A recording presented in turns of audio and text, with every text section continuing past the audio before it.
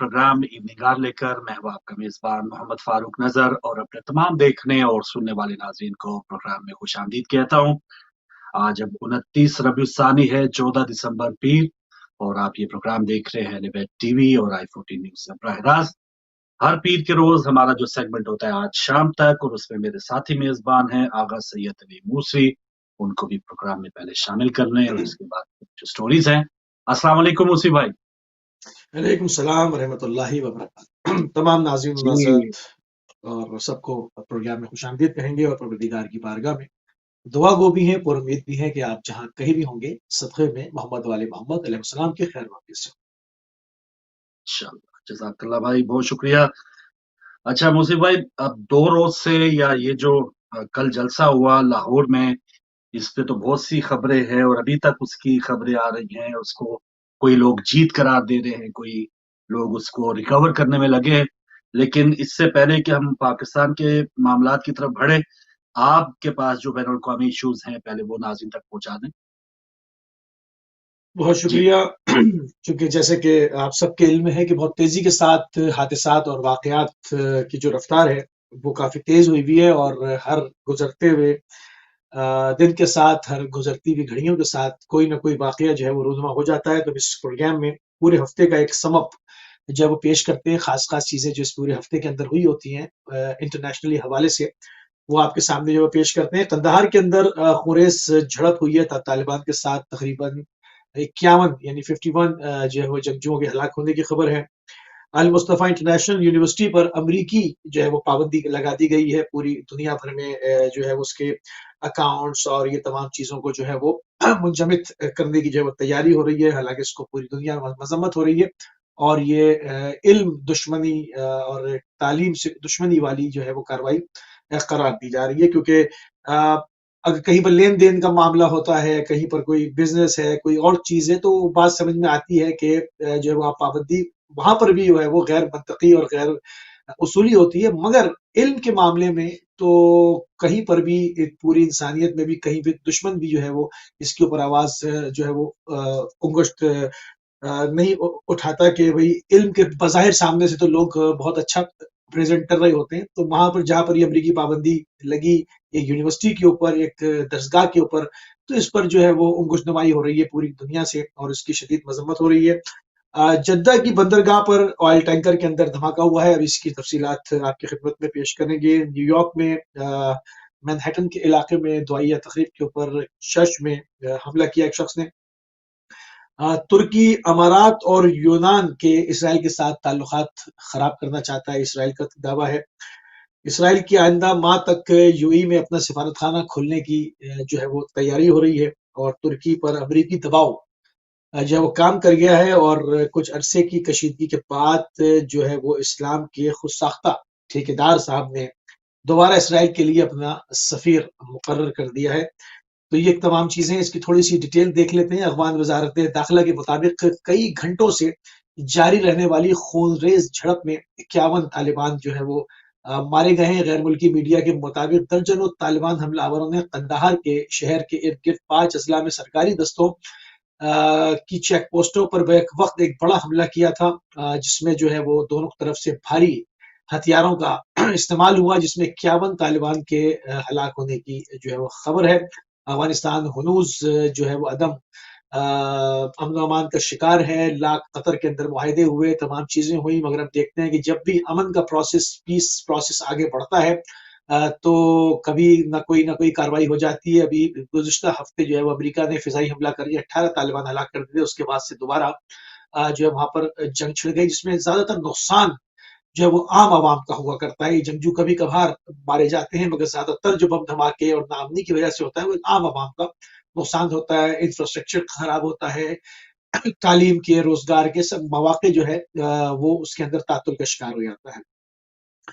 अल Mustafa international university पर अमरीकी पाबंदी की मज़म्मत जो है वो पूरी दुनिया में जारी व सारी है। इधर वफ़ाक़ुल मदारिस शिया पाकिस्तान के सेक्रेटरी जनरल अल्लामा मोहम्मद अफ़ज़ल हैदरी साहब ने इत्तेहाद इस्लामी की आलमी तालीमी मरकज़ के उन्वान से अल मुस्तफ़ा इंटरनेशनल यूनिवर्सिटी पर अमेरिका की तरफ से पाबंदियों की मज़म्मत करते हुए इसे इल्म दुश्मन इक़दाम को अमरीकी बौखलाहट का शख्साना करार दिया है। कहा कि अमेरिका जितनी पाबंदियां लगा सकता था और उसके बाद भी इनकलाब इस्लामी के गैर मुतजलजल हौसले को शिकस्त नहीं दे सका, झुका नहीं सका, तो अब ऊंचे हथकंडों पे उतर आया और यूनिवर्सिटीज के ऊपर जो है वो पाबंदियां लगानी शुरू कर दी। अल्लामा मोहम्मद अफजल हैदरी अपने बयान में वाज़ेह किया कि इस्लामी जमहूरियत ईरान पे इक़्तिसादी और दिफाई पाबंदियों के बाद इल्मी पेशरफ्त रोकने के इक़दामात इस्लामी तालीमात पर अमरीकी हमले के मुतरद्दिफ थे। जद्दा की बंदरगाह के ऊपर एक ऑयल टैंकर के अंदर धमाके की खबर मौसूल हुई और फारस न्यूज के मुताबिक मैरीटाइम कंपनी के बाखबर जराये ने बताया कि सऊदी अरब के शहर जद्दा, जो कि साहिली शहर है, इसकी बंदरगाह पर एक ऑयल टैंकर के अंदर जबरदस्त धमाका हुआ। एसोसिएटेड प्रेस ने British maritime trade association centre के हवाले से खबर दी कि यह धमाका इतवार के रोज संडे को जो है वो किसी बैरूनी चीज के टैंकर से टकराने के बाइस हुआ, जिसमें एक किश्ती का जिक्र किया जा रहा है कि छोटी बोट थी जिसमें आतिशगीर मादा भरा हुआ था, वो जाके ऑयल टैंकर से टकरा गई और इसकी जो पूरी तहकीकात हैं और इसकी अभी तक इब्तदाई जो खबर है वही सामने आई है। इसमें अंदर जानी नुकसान की कोई अभी तक खबर नहीं मौसूल हुई है, मगर ये कि ये पै दर पै जद्दा पे रियाज पे हुकूमत रियाज के ऊपर बढ़ता हुआ प्रेशर है और जितना जुल्म यमन में ये करते जाते हैं उसके जवाब इनको जो है वो कभी आरामको के ऊपर हमले की शक्ल में और कभी जैजान में और कभी किसी और बंदरगाह पर किसी हवाई अड्डे के ऊपर जो ताबड़तोड़ हौसी मुजाहिदीन के हमलों की सूरत में नजर आता है। तो ये तमाम चीजें हैं। न्यूयॉर्क में एक चर्च के ऊपर हमला करने वाला मुसल्लह शख्स पुलिस के हाथों जो है वो मारा गया है। अमेरिकी रियासत न्यूयॉर्क के इलाके मैनहट्टन में वाक़ चर्च पर मुसल्लह शख्स के हमले के बाद पुलिस और मुसल्लह शख्स के दरमियान फायरिंग का तबादला हुआ। मुकामी जराये के मुताबिक जाए मौका पर मौजूद पुलिस ने बर वक्त कार्रवाई करते हुए मज़कूरा शख्स को गोली मार दी, जिसके नतीजे में हमला आवर मारा गया। पुलिस का कहना है कि दुआइया तकरीब के खात्मे के बाद चर्च के बाहर एक शख्स ने फायरिंग कर दी, तमाम सिक्योरिटी एहलकारों ने मुसल्लह हमला आवर को मौके पर ही गोली मार दी। अमेरिका में ये कोई नई बात नहीं है, ये रोज होता है क्योंकि गन कल्चर आम है और जो है वो कभी स्कूल में बच्चों के ऊपर फायरिंग हो जाती है, कभी जो है वो किसी शॉपिंग सेंटर में फायरिंग हो जाती है। आप ये रोज अगर इंटरनेशनल मीडिया को देखते हैं, इंटरनेशनल न्यूज एजेंसीज के ऊपर निगाह रखते हैं, तो आपको ये वाकयात जो है वो अमेरिका में आए दिन के मिलेंगे, जो कि दूसरों को अमन और भाईचारे का दर्ज देता हुआ नजर आता है, मगर खुद जो है वो दूसरे मुल्कों के अंदर जारियत करने में भी बेमिसल है और अपने मुल्क के अंदर भी अमन अमान कायम रखने में जो है वो एक बहुत बड़ा फुकदान नजर आता है। इसराइली अखबार यरूशलेम पोस्ट ने मुतनब्बे किया है कि तुर्की इसराइल के साथ जो है वो एक बराए नाम ताल्लुक कायम रखना और तल अवीव के यूनान और मुत्तहदा अरब अमारात के साथ अच्छे ताल्लुकात को पुख्ता करना चाहता है। और अखबार ने निशानदेही की कि अंकारा ने मगरबी प्रेशर ग्रुपों और माहिरीन के साथ मिलकर इसराइली हुकूमत को राजी करने की कोशिश की है कि अंकारा ताल्लुकात में एक नए बाब की तलाश में है। कहीं पर खुद साख्ता खलीफा बन के मुसलमानों की दिलजोई के लिए सामने आते हैं और कहीं पर बैकडोर डिप्लोमेसी करते हुए जो है वो इसराइल के साथ नई दोस्ती के बाब हमवार कर रहे हैं। और ये तमाम चीजें इसके ऊपर हैं और बरमला हो रही हैं और पूरी दुनिया के अंदर कोई चीज छुपी हुई नहीं होती। अखबार ने मशरिक वस्ता के तजियाकार के मुताबिक तुर्की अपनी मर्जी की मफादत में सब कुछ हासिल करना चाहता है, यूनान और कब्रस के साथ इसराइल के ताल्लुकात को भी खत्म करना चाहता है। ये इसराइली पोस्ट जो है वो लिख रहा है और इन तमाम चीजों में यानी इसमें कहीं पर डायलॉग भी करना चाहते हैं और कहीं पर अरब अमारात की जो है वो दुश्मनी भी कराना चाहते हैं और तुर्की पर अमरीकी दबाव कहा जा रहा है कि वो काम कर गया और कुछ अरसे के बाद जो है वो दोबारा जो नाम तजवीज़ किया गया है वो है ओफोक ओलुताश। ये तुर्क वज़ारत ख़ारिजा में स्ट्रेटेजिक रिसर्च सेंटर के चेयरमैन और तुर्किश थिंक टैंक के जो है वो एक फाउंडेशन के सरबराह भी रहे हैं, जिन्होंने मशरिक़ वस्ता से मुताबिक पॉलिसीज़ के ऊपर जो है वो पेपर्स तहरीर किए हैं। सफ़ीर बना के जो है वो भेजा जा रहा है इसराइल के लिए। तुर्की से कहा जा रहा है कि अमरीकी दबाव जो है वो कारगर साबित हो गया है। ये तमाम चीज़ें हैं और इसराइल के अंदर जो है वो अमारात के अंदर जो है वो जगह ढूंढी जा रही है और आइंदा माह तक जो है वो इसराइल अपना सिफारत खाना बाकायदा तौर पर यूएई के अंदर अमारात के अंदर खोल लेगा। तो ये तमाम खबरें हैं इंटरनेशनल अगर कैनवस के ऊपर देखा जाए तो ये खास खास खबरें जो इस पूरे हफ्ते के अंदर हादसात और वाकयात पेश आए हमने आपकी खिदमत में पेश किए हैं। बहुत शुक्रिया। तो लीजिए नाज़रीन, बढ़ते हैं पाकिस्तान की जो सियासी मामलात हैं और कुछ ही देर में आपकी जब टेलीफोन लाइंस खुले तो यकीनन आप भी चाह रहे होंगे इस पर बात करें, क्योंकि 13 दिसंबर के जलसे को बहुत ज्यादा हाइप दे दी गई थी, और खासतौर पे नून लीग और नून लीग की खासतौर पे मरियम नवाज साहिबा ने इससे पहले उसकी जो तैयारी थी, रैलीज निकाली जा रही थी लाहौर के मुख्तलिफ हलकों में। और कल जो जलसा हुआ उसकी बहुत सी अब बाद में तफसीरें जारी हैं, तज्जिए जारी हैं। जो तो नून लीग से जो लोग ताल्लुक रखते हैं, कुछ ना कुछ जरूर उसमें उनका मोराल डाउन हुआ होगा, क्योंकि जो एक एक्सपेक्टेशंस थी 11 एमएनए जो है वो उनका ताल्लुक लाहौर से, और फिर वो नून लीग से ताल्लुक रखते हैं। तो अगर 11 एमएनए जो हैं वो दो दो हजार बंदा भी वो अपने हल्के से लाने में कामयाब होते, तो यकीनन वो समा उससे थोड़ा चेंज होता जो कल हमने देखा। इसके अलावा फिर गिरदो नवाब में गुजरांवाला और सियालकोट और शेखुपुरा, कसूर, ये सब ऐसे इजला हैं जहां पर नून लीग का गढ़ उसको माना जाता है। लेकिन क्या वजह है कि नून लीग की जो एक तवक्कुआत थी वो पूरी नहीं हुई, बल्कि इसमें सिर्फ नून लीग ही नहीं है, पीपल्स पार्टी, जिसका कल बिलावल साहब कह रहे थे कि पीपल्स पार्टी का आगाज ही लाहौर से किया गया था भुट्टो साहब ने, उसके बाद 86 में जब बेनजीर साहिबा आई, उसके उसका भी एक मिसाल दी जाती है कि एयरपोर्ट से लेके मीनार पाकिस्तान तक लोगों का जमे गफीर था। लेकिन कल जो एक मामला हुआ है उसकी क्या वजूहत हो सकती हैं, इस पर तफसीलन बात करने की जरूरत है। अब बात करते हैं जो कल तकारीर हुई हैं और जो लोगों ने फिर उसके नतीजे में वहां पर क्यों इतना ज्यादा इंटरेस्ट नहीं लिया। सबसे पहले इस मामले पे बात करते हैं, क्योंकि जो बयानिया चला आ रहा था इन 11 जमातों का और खासतौर पर नवाज शरीफ साहब का, मरियम साहिबा की जो उसमें एक, जिसे कहते हैं ना कि अखलाकी, एक कहा जाना चाहिए कि सियासी में अगर आप कोई अचीवमेंट हासिल करना चाहते हैं तो अखलाकी विक्ट्री आपकी सबसे पहली जरूरत होती है। लेकिन आपने पिछले जो बयानात है मरियम साहिबा की कि मेरी लंदन में तो क्या पाकिस्तान में भी कोई जायदाद नहीं है, और बहुत से ऐसे मामलात, मियाँ साहब जिस तरह से वो बीमारी का बहाना करके बाहर तशरीफ ले गए और दोनों बेटे उनके साथ हैं, दीगर खानदान के अरकान उनके साथ हैं, लेकिन जो आम पाकिस्तानी शहरी हैं उनसे वो तो कर रहे थे कि वो कोरोना वबा के बावजूद और ये सब इस मामले के बावजूद अपनी जानों को हथेली पे रख के वो आपके लिए वो मैदान भरे, तो ये ऐसा हुआ नहीं। और दूसरा फिर जो बयानिया और फजल रहमान साहब की जो एक हिस्ट्री है कि विकीलीक्स में हमें जब पता चला कि उन्होंने अमरीकी सफीर को ये तक कहा था जब मुशर्रफ हुकूमत थी कि हमारे जितने भी एमएनएज हैं हम आपके लिए तैयार हैं, जो अब आप हमें हुक्म देंगे। और अब फजल रहमान साहब जो हैं वो एमएमए की बाद में आपने देखा कि वो क्यादत भी करते रहे, उसमें भी एस्टेब्लिशमेंट के साथ उनके बिल्कुल वो दाएं बाजू थे। फिर 2014 में जब इमरान खान ने धरना दिया, यही तकरीबन जो सेटअप है जो कल हमें स्टेज में जिन जमातों का एक गठजोड़ नजर आया, वही गठजोड़ उस वक्त कौमी असम्बली में नजर आ रहा था। और फजल रहमान साहब उस वक्त ये दलाइल दे रहे थे कि हुकूमत को 5 साल पूरे करना चाहिए, ये गैर जमहूरी कुव्वतें हैं, ये पाकिस्तान को खोखला करेंगे। तो इस किस्म की तकारीर यकीनन आवाम जो है वो देख रही थी। और फिर नवाज शरीफ साहब ने जो बयानिया या जो उनका एक गम और गुस्सा एक फौज के अंदर डालने की जो कोशिश की जा रही थी, उसको भी लगता है कि लाहौर या पंजाब की आवाम ने कोई खास पजीराई नहीं दी। पहले ही जो तकरीर थी उनकी गुजरावाला में, क्योंकि वो अनएक्सपेक्टेड थी, पहली तकरीर थी उसमें। उसके बाद फिर मियाँ साहब ने जिस तरह से बाजवा साहब और आईएसआई चीफ की जो उन्होंने सीधा सीधा तनकीद शुरू कर दी, तो इस पर लोगों ने कोई खास उस पर उनका साथ नहीं दिया।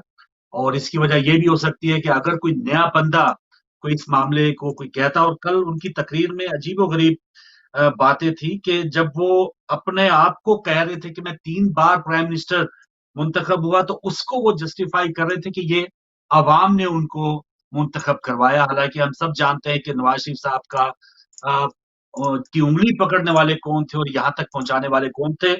तो कल जब मियाँ साहब अपने बारे में दलाइल दे रहे थे तो वो सब सीधा सीधा अवाम की एक वजह बता रहे थे।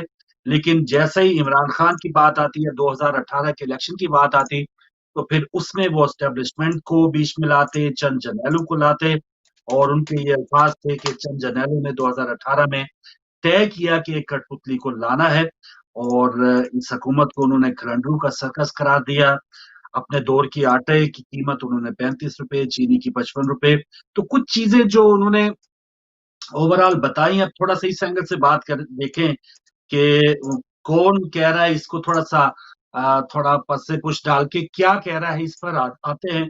उन्होंने कुछ चीजें जो कही कि इस्टेब्लिशमेंट का इस मामले में कोई अमल दखल अब नहीं होना चाहिए, तो ये नहीं होना चाहिए। असद दुरानी भी कह चुके आईएसआई के साबका चीफ, तो ये वाकई नहीं होना चाहिए। आइंदा के इलेक्शन में इस किस्म का जो आरटीएस बैठना है या फौज की मुदाखलत है पोलिंग स्टेशनों पे, ये नहीं होनी चाहिए। फिर उन्होंने अलीमा खान, आसिम बाजवा और जमान पार्क का जिक्र किया। तो बहुत अच्छी बात है, मियां साहब ने किसी की करप्शन की बात की है, लेकिन खुद जहां पर वो बैठ के ही खिताब कर रहे थे उसका उन्होंने कई दहाइयां गुजर गई, और ये है वो जराए, और इधर नहीं मैं अदालत में जवाब दूंगा, अदालत नहीं मैं जेआईटी में जवाब दूंगा, जेआईटी नहीं मैं कोर्ट में जवाब दूंगा। तो ये सारे उनका अभी तक जवाब आया नहीं है। तो ये जो मियां साहब ने अच्छी बात की दूसरों के एहतसाब के हवाले से, लेकिन खुद उनका ये जो उनके ऊपर जो मामलात हैं वो अभी तक उन्होंने क्लियर नहीं किए। साकिब निसार के हवाले से जो साबिक चीफ जस्टिस, उनके मुतालिक उनका कहना था कि उन्होंने एनआरओ दिया इमरान खान को और रलीमा खान को, जिनकी वजह से वो वहां पे बैठे हैं। और फिर उनके ऊपर जो तनकीद हो रही थी कि वो नाम ले रहे हैं, तो उन्होंने कहा कि आयन शिकनी आप करें और वजीर आजम को आप निकालें, तो क्या वापडा वालू का नाम लूं? तो मियां साहब ने बहुत अच्छा करें कि चले अब इस वक्त नाम ले रहे हैं, लेकिन क्या ये अच्छी बात होती जब डॉन लीड्स का वक्त आया था तो उस वक्त वो नाम लेते, जनरल जहीर का उस वक्त वो नाम लेते, और फिर हम वाकई ये कहते कि मियां साहब अब नजरियाती हो चुके हैं।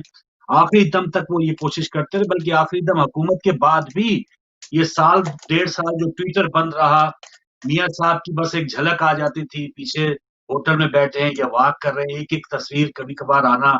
तो ये उनकी जो खामोशी थी, और फिर जुबैर उमर के उनके जीएचक्यू में जाना और कुछ ना कुछ सौदेबाजी तय करने की कोशिश करना, तो ये सब हरबे जब फेल हो गए, तो अब मियां साहब के अंदर से वो अब एक इनकलाबी शख्स निकला है। तो ये सब लोगों ने इसको रिजेक्ट कर दिया है और कहा है कि शायद अवाम बहुत तंग होगी इमरान खान से। इमरान खान हुकूमत की गवर्नेंस से मुतालिक बहुत ज्यादा इश्यूज हैं, और पंजाब जो एक बहुत बड़ा सूबा है उसको किसके हवाले किया गया है, बुज़दार के, बहुत बड़ी एक ब्लंडर है या इश्यूज है, उस पर तनकीद होती है। लेकिन ये सब होने के बावजूद अवाम जो है वो उस टोले के हथकंडे में नहीं आना चाहता कि जो जिनके माँ बाप अब पेट अपने भर चुके, और उन्होंने अपनी औलादों को छोड़ा कि बेटा अब आप जीरो से शुरू करो। तो बिलावल साहब जो हैं वो उन्होंने कहा कि अब कोई हम फोन कॉल नहीं लेंगे, कोई भी जो किसी से डायलॉग शायलॉग जो है वो नहीं होंगी, ये उनका कहना था। जहांगीर बदर मरहूम का उन्होंने जिक्र किया अपनी तकरीर में, लेकिन सलमान तासीर को वो उन्होंने दानिस्ता याद नहीं किया, क्योंकि वो एक ऐसा कत्ल किया गया, मुमताज कादरी ने उनको कत्ल किया। लेकिन बहरहाल वो एक पीपल्स पार्टी के रहनुमा थे, उनको हमारे ख्याल में एक गलत कत्ल किया गया था। तो इसमें उनकी तरफ से जो खामोशी है वो एक मसलहत समझ सकते हैं कि वो उनकी मसलहत थी। पंजाब की पग एक कठपुतली की कठपुतली पर है, तो उन्होंने बुज़दार पर भी थोड़े से हमले किए। रहा करो शहबाज शरीफ और खुर्शीद शाह को रिहा करो, ये उनके नारे भी थे। उनका ये कहना कि ये जंग इक़्तिदार की जंग नहीं है, गरीब को रोटी कपड़ा मकान दिलाने की जंग है। तो ये जुमला मैंने उनकी तकरीर से हूबहू वही लिखे अल्फाज जो उन्होंने अदा किए थे। और ये अजीब बात है कि अगर ये जंग इक़्तिदार की नहीं है और गरीब को रोटी कपड़ा मकान दिलाने की जंग है, तो गुज़श्ता कई दहाइयों से आप सिंध के जिस वक्त मालिक थे, तो चले यहाँ वफाक में तो जंग आपकी है या आप लड़ रहे हैं, लेकिन सिंध में तो ये रोटी कपड़ा मकान दे देना चाहिए था। सिलेक्टर से मुतालिक उनका ये कहना था कि कान खोल कर सुन लो, अब आवाम की आवाज सुनने का वक्त है। फिर अजीब नारे भी लगे, शमए जमहूरियत कहा गया मरियम साहिबा को। तो ये यकीनन चंद जो जर खरीद उनके स्पोक्समैन होंगे वो तो कह सकते हैं, लेकिन वो जमहूरियत और शमाए जमहूरियत इस किस्म के अलकाबात, इसके अलावा फिर फजल रहमान साहब को इमाम इनकलाब कहा गया। तो ये अजीबो गरीब किस्म के जो उनके अलकाबात कल हम सुन रहे थे, तो वो हमारी समझ से बाहर थे और लाहौरियों ने उनको बिल्कुल मुसरत किया। आज भी फजल रहमान ने एक और जो प्रेस कॉन्फ्रेंस की, उसमें कहा कि आईएसपीआर ने कुछ चैनल्स पर दबाव डाला ताकि उनकी जो एक कामयाब जलसा कल उसको कंसीडर कर रहे हैं वो उसको फेल करार दें। तो ऐसा उसकी उन्होंने मजम्मत की है। तो आईएसपीआर को दोबारा उन्होंने घसीटा है और फिर ये भी आज मुतालबा किया कि 31 जनवरी तक हुकूमत इस्तीफे दे दे, वरना इसके बाद हम लॉन्ग मार्च का ऐलान करेंगे। बिलावल भुट्टो जरदारी कल शहबाज शरीफ से मिलने जेल जा रहे हैं। 27 दिसंबर जो गड़ी खुदा बख्श में बरसी होगी बेनजीर साहबा की, तो वहां पे मरियम नवाज साहबा दोबारा वहां गड़ी खुदा बख्श भी जा रही है। तो ऐसा लग रहा है कि मरियम नवाज साहिबा ने पीपल्स पार्टी को पूरा एक जिसे ना हिप्नोटाइज कर लिया है। बिलावल साहब जो थोड़ा सा डिस्टेंस चाह रहे थे जीबी इलेक्शन में, वो ऐसा डिस्टेंस नजर नहीं आ रहा। और बिलावल की क्या मजबूरी हो सकती है या इसमें उनकी क्या मसलियत हो सकती है, ये थोड़ी सी समझ से बाहर है। और भी कुछ इश्यूज हैं जो मुख्तलिफ तकारीर हुई जावेद हाशमी की, अचकजई साहब की और बिलावल भुट्टो की, कुछ पॉइंट साथ साथ में बात होती रहेगी। नाज़रीन, आपकी कॉल्स भी खुली हैं। तो पहले मुसीब भाई आपका तजिया कि कल जो हुआ, अ, मैं तो 4-5 घंटे बैठा रहा और मुझे मेरे घर वालों ने कहा कि आपको एनआरओ नहीं दिया जाएगा क्योंकि छुट्टी का दिन था, ना कहीं लेकर जाया जा सका। तो इस वजह से काफी घरों में भी बदमजगी रही कि हमने कहा पता नहीं क्या होगा, आर या पार की जंग है। मरियम साहबा ने इतना कुछ कह दिया, लेकिन वो होने क्या जा पौधा रहा है। बाहर निकला चूहा। तो हम खुद अब इस वक्त जो है वो कल जो जलसे को देखने में लगे थे, उसकी शिद्दत जो है वो अभी तक हमें महसूस हो रही है। जी। देखिए, इसके अंदर जो ख़ास-ख़ास चीज़ें इसमें देखने की हैं, वो बड़ी अहम हैं और इसके अंदर बैरूनी एजेंडा साफ़ तौर से नज़र आ रहा है, यानी पाकिस्तान दुश्मनी नज़र आ रही है। इसीलिए शायद कल लाहौर की आवाम ने मुस्तरद किया है और लाहौर में जिस तरह से इसको कहते हैं ना, ज़िंदा दिलाने लाहौर, यानी लाहौर हमेशा जो है वो एक गर्मजोशी के साथ इस्तकबाल करता चला आया है। लाहौर की तारीख़ है और लाहौरी बड़े जोश में पहुँचते हैं, मगर कल जो लाहौर ने फैसला दिया है, बड़ी अक्लमंदी का दिया है, क्योंकि जो पॉइंट्स मैं बयान करने जा रहा हूँ अभी आपके सामने, वो शायद लाहौर वालों की समझ में आ चुके थे। मसलन हम्म। एक तो ये कि क्या पूरे पाकिस्तान से क्या बुजुर्ग सियासतदान खत्म हो गए? हम अपने पड़ोस में देखें, हिंदुस्तान में देखें और जगहों पर देखें, तो मंझे हुए जो सियासतदान होते हैं ना, जिनकी जिंदगियां गुजरी हुई होती हैं, जो सारे दाव पेच जानते हैं, किस तरह से मुल्क को लेके चलना है, किस तरह खारजा पॉलिसी होगी, किस तरह से डिफेंस होगा, क्या होगा, वो असेंबली के अंदर असेंबलीज में नजर आ रहे होते हैं। पाकिस्तान में क्या बुजुर्ग सियासतदान खत्म हो गए? जो नस्ल दर नस्ल जो है वो एक जो है वो ये एक सिलसिला चल रहा है कि आप यानी कि अब आप एज हो गई है, तो अब आपके बच्चे को मुसल्लत किया जा रहा है और 70-70 साल के लोग बैठे हुए बयानात दे रहे हैं। मुझे हैरत हो रही है, मैं नाम लेना नहीं चाहता, अच्छी बात नहीं है। नहीं, मुझे हैरत हुई, इतने सीनियर सियासतदान ने कहा कि अब हम जो है वो बख्तावर साहिबा से सीखेंगे, अब हम जो है वो बिलावल साहब से सीखेंगे। तो अब आप 60-65 साल के आदमी हैं, 70 साल के आदमी हैं, आपका पूरा कैरियर है, आप पूरी जिंदगी सियासत करते हुए आए हैं, मोहतरमा के साथ सियासत की है, आपने इस सियासत को करीब से देखा है, आपके खून के अंदर सियासत घूम रही है। आप इन बच्चों से सीखेंगे, मतलब ये जो एक गुलामी का कॉन्सेप्ट है ना, इससे लोग मैं समझता हूँ आजिज आए हैं। दूसरी यही बात है कि फौज के पास कुछ चॉइस नहीं रही। आप हर जगह कहा जाता है फौज नजर क्यों आ रही है? फौज नजर ना आए तो आप इस मुल्क को रख के भेज देंगे, तबाह कर देंगे, जो रह गया है बिल्कुल। वो भी जाएगा। और इंटरनेशनल मीडिया में जो खतरनाक चीज है, अगर कॉलर है तो ले ली। चले मैं कॉल ले लूं। अहमद साहब जी है हाँ, हमारे साथ। अस्सलाम वालेकुम जी अहमद जी हाँ। साहब। जी शुक्रिया। अलैकुम सलाम।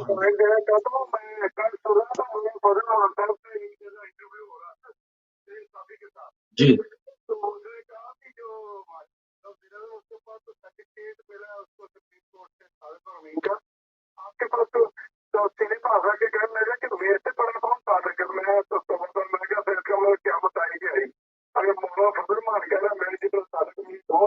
बिल्कुल सही।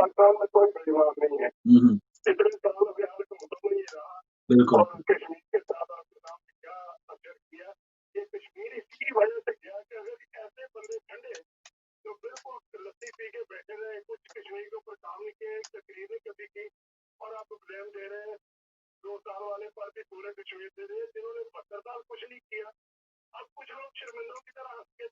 मुस्कुराते हैं और हंसते हैं। वो क्योंकि अपनी उस करतूत से हंसते कल जो आकर अचकजई कर गया है, इनके सर में यहाँ पे आके मुंह पे वो तमाचा मार के गया इनके पेट के ऊपर। और 14 MP MLA जो पंजाब के मुंह के बैठे सुन रहे थे, किसी ने एक ने भी जवाब नहीं दिया कि कोई जवाब दे रहे आगे थे कि तुम क्या कर रहे हैं हमारे लाहौर में बैठ कर लाहौरियों के खिलाफ बात कर रही है। और जिन्होंने बुलाया था, ये जो मेहमान बुलाता है उसका काम होता है मेहमान के उसका गुफ्त शहीद के ऊपर वो तवज्जो दे कि ये क्या कर रहा है। और वो बंदे जो पाकिस्तान के खिलाफ थे शुरू से, वो कहता है कि ये पेशावर तक अफगानिस्तान है। उससे पहले भी तकरीबन अफगानिस्तान में आजाद करो ये सारी बातें की हुई है। और मौलाना शहाबत दुरानी के बेटे को मोटा रेट बैठा होता है। ये सारे जो है ये सारे अंदर से पाकिस्तान के मुखालिफ हैं। और अब पीपल पार्टी जो कहता है तो नहीं होगा, चालक चालक नहीं होगा। अब ऐसे बोलने से दो ये पूरा 1 महीना बोलते रहे, जो ठीक है, दिल से देखो कितने बड़े सही है सर, सही है सर, बहुत शुक्रिया। थोड़ा सा अल्फाज के चुनाव में थोड़ी एहतियात करें, मोटा रीच और इस किस्म की बात, जाहिर है किसी न किसी के वो रहनुमा होंगे, तो सियासी दलाइल दें, अपने अल्फाज को थोड़े चुनाव का ख्याल रखें। वो आपके किसी मेहरबान या लीडर को कोई ना कोई इस किस्म की अलकाबात से नवाजे तो बड़ा मुश्किल होगा। तो नाज़रीन, आप भी जब आए तो थोड़ा सा इस चीज का ख्याल रखें कि आप खुल के तनकीद करें, बिल्कुल अपनी राय दें, लेकिन थोड़ा ये एहसास जरूर रखें कि किसी का वो लीडर या रहनुमा हो सकता है। जी मुसीब भाई, जब कॉल आई तो बताओ नहीं, जी। और यूं भी मतलब गुफ्तगू किसी के भी बारे में की जाए तो उसके अंदर इन तमाम अल्फाज का चुनाव और टेलीविजन के ऊपर मतलब दुनिया सुन रही है तो इसमें बड़ा ख्याल रखना पड़ता है। तो दूसरी बात जो मैं कह रहा था, इसमें जो एक और बात थी जिसको मेरे ख्याल में लाहौर वाले समझ गए कि पिछले साल तक खलाई मखलूक ये बातें हो रही थी, हिम्मत नहीं पड़ती थी कि डायरेक्ट जो है वो ISPR का नाम लें, फौज का नाम लें, जनरल्स का नाम लें, उनके ऊपर तनकीद करें। खलाई मखलूक और वो ये सब जिन्नात और ये सब बातें होती थी, इशारों और किनारियों में बातें होती थी। इस दफा इन्होंने एक नया काम शुरू किया है कि इंटरनेशनल मीडिया के ऊपर बैठ के और उसके अंदर पाकिस्तान फौज को घसीटने की कोशिश की जा रही है कि इंटरनेशनल मीडिया पर मौजूद बहस बन जाए ये बात कि जी ये बार बार अगर ये करेंगे तो ये रजिस्टर्ड हो जाएगी। जब ये रजिस्टर्ड होगी तो इसकी गुफ्तगू इंटरनेशनल मीडिया पे होगी। जब होगी तो लोगों की जो है वो एक हौसला होगा और वो डायरेक्टली जिस तरह सियासतदानों के ऊपर गुफ्तगू करते हैं, वो मुल्क के सबसे बड़े सतून के अगेंस्ट जो है वो बात करेंगे। उनकी अवली ख्वाहिश भी है। अब ये खुद से ये कर रहे हैं या इसके पीछे बैरूनी एजेंडा कार फरमा है, कुछ भी हो सकता है, मैं किसी के ऊपर इल्जाम लगा नहीं सकता। मगर इसका इन दी एंड नुकसान जो है वो पाकिस्तान को है। इसका नुकसान पाकिस्तान की 22 करोड़ आवाम को है इसका। और ये हुकूमत के खिलाफ नहीं है, ये रियासत के खिलाफ जो है वो एक कार्रवाई जो है वो हो रही है और इसको देखना चाहिए कि इस तरह की जबान इस्तेमाल न करें। और जिसका अपना माजी जो जिस तरह से भी आपने फरमाया कि खुद ही जर्नलों की उंगली पकड़कर आप यहां तक पहुंचे हैं, तो इंसान वो बात करे जिसके पास बात करने का मुंह हो। अब मतलब एक जुमला इन्होंने कहा है, अब उसके बाद अगर कोई लेकर इनकी पूरी हिस्ट्री इनके सामने बैठ जाएगा तो ये क्या बात करेंगे। तो ये बात वो करें जो हकायक के ऊपर मबनी हो। अच्छा, इससे पहले अगर ये इन जर्नलों के ऊपर आप बात कर रहे हैं तो ज़िया-उल-हक साहब के ऊपर क्या बात करेंगे जब आप उनके हकीकी नजरियाती वारिस बने हुए थे और उनकी बरसी के ऊपर धाड़े मार मार के रो रहे थे, तो उस वक्त क्या करेंगे? क्या उनमें उनमें कोई ऐप नहीं था? क्या उन्होंने अफगान जंग का जो उनके ऊपर आता है कि सारा क्लाशनकोफ कल्चर और हीरोइन कल्चर और ये खुदकश धमाके सब अफगानिस्तान से जो है वो एक पराई जंग को उठाकर ले आए, तो फिर आप क्या कहेंगे उस वक्त? उस वक्त क्यों साथ खड़े हुए थे आप? उस वक्त आप साथ खड़े थे क्योंकि आपकी प्रमोशन हो रही थी, आपको इंट्रोड्यूस किया जा रहा था, आपको वजीर आजम तक लेकर आया गया। अब जब आपकी दाल नहीं गल रही, आपसे हिसाब मांगा जा रहा है, तो अब जो मौजूदा जुर्नल है वो पूरे हो गए। तो अपने इन तमाम चीजों को देखें कि इसका नुकसान रियासत पाकिस्तान को बिलावास्ता जो है वो डायरेक्टली हो रहा है। तो इन चीजों का ख्याल रखें। मेरे ख्याल में ये पॉइंट्स थे जो लाहौर वालों की समझ में आए और मुतदफिर हुए और नहीं आए। तो ये तमाम बड़ी चीजें बात हैं है। एक और कॉलर। जो कि जी हाँ। अस्सलाम वालेकुम। वालेकुम सलाम। जी हेलो। बहन, जी बहन, बात कीजिए। जैसे कि सियासतदान का क्या मतलब है? जी। पाकिस्तान में सियासतदान का क्या मतलब है? सियासतदान का ये मतलब है कि अमीर से अमीर तर होते जाएं और कौम को गरीब से गरीब तर बनाएं।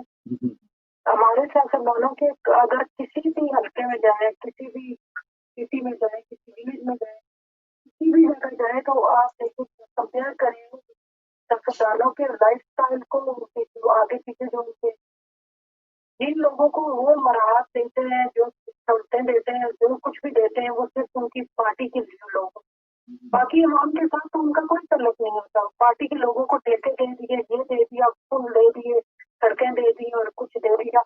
ये सियासतदान की ये पहचान होती है। और जो और जो है, मैं सिर्फ इतना कहना चाहती हूँ कि जो एक मुल्क जो 10 गुना या 20 गुना बड़ा होता है, इंडिया पाकिस्तान से कितना बड़ा है, फिर भी हमारी फौज शीशा पलाई हुई दीवार की तरह खड़ी होकर उसके साथ मुकाबला करती है। मैं इन सियासतदानों से चैलेंज करती हूँ कि पाकिस्तान की इकोनॉमी जो है वो इंडिया से बढ़ाकर दिखाए। और अगर इनमें है कोई जरूरत है कि दुनिया को कुछ दिखाना चाहते हैं, तो यही दिखाएं कि हम इंडिया से आगे, हमारी इकोनॉमी आगे जा रही है, हमारी करेंसी आगे जा रही है। आप क्या क्या बता रही हैं मरियम, क्या बता रही है कि मैंने पिछले 5 साल जो हुकूमत की है, बैंक करप्ट कर दिया मुल्क को। और एक सियासतदान की ये पहचान होती है कि दूसरे मुल्कों में जाके अमीर तरीन जो लोग हैं उनके साथ में खड़े हो जाए और सुपर रिच बन जाए और अमीर से अमीर तर होते जाए और मुल्क को लूट लूट के उनके खजाने खाली करें।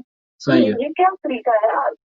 मतलब बहस करनी चाहिए कि इनकी किरदार क्या है, इनकी क्या सिखाते हैं जो ये इतने इतने बड़े लीडर। अब मौलाना फजल रहमान जो दाढ़ी रखी हुई और पगड़ी पहनी हुई और इस्लाम को बदनाम कर रहे हैं, तो उनकी गुफ्तगू देखें कि आगे पीछे उनके लोग देखें और फिर फौज को वो क्रिटिसाइज कर रहे हैं। मैं ये नहीं कहती कि सारे लोग जज्बा जहाद के तहत जाते हैं फौज में, लेकिन कुछ अफसरान में इक़्तिदार पसंद रहे हैं। सही है मैम,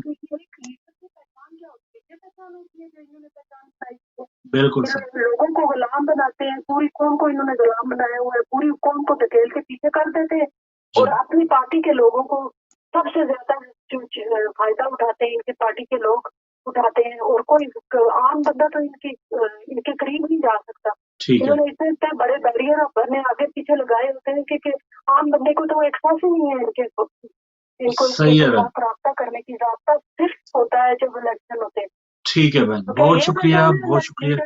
बिल्कुल सही, आपका पॉइंट आ गया कि लीडरशिप जो है या जो क्वालिटीज हमें नजर आती है दुनिया भर में, जो लीडर्स हैं या अपने लिए अपनी कौम के लिए काम करने वाले होते हैं वो, और हमारे जो लीडर्स नाम-नेहाद है हमने देख लिया।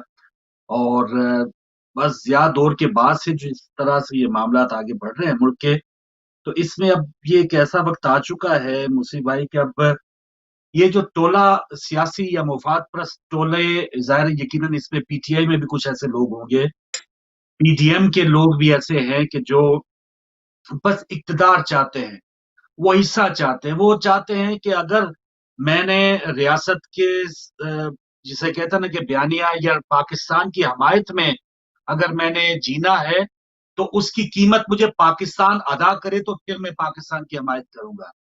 नवाज शरीफ कुर्सी चाहता है, वो इक़्तिदार चाहता है, अगर वो उसको आप देंगे तो फिर वो कहेगा कि हाँ मैं पाकिस्तान जो है वो बिल्कुल ठीक जा रहा है।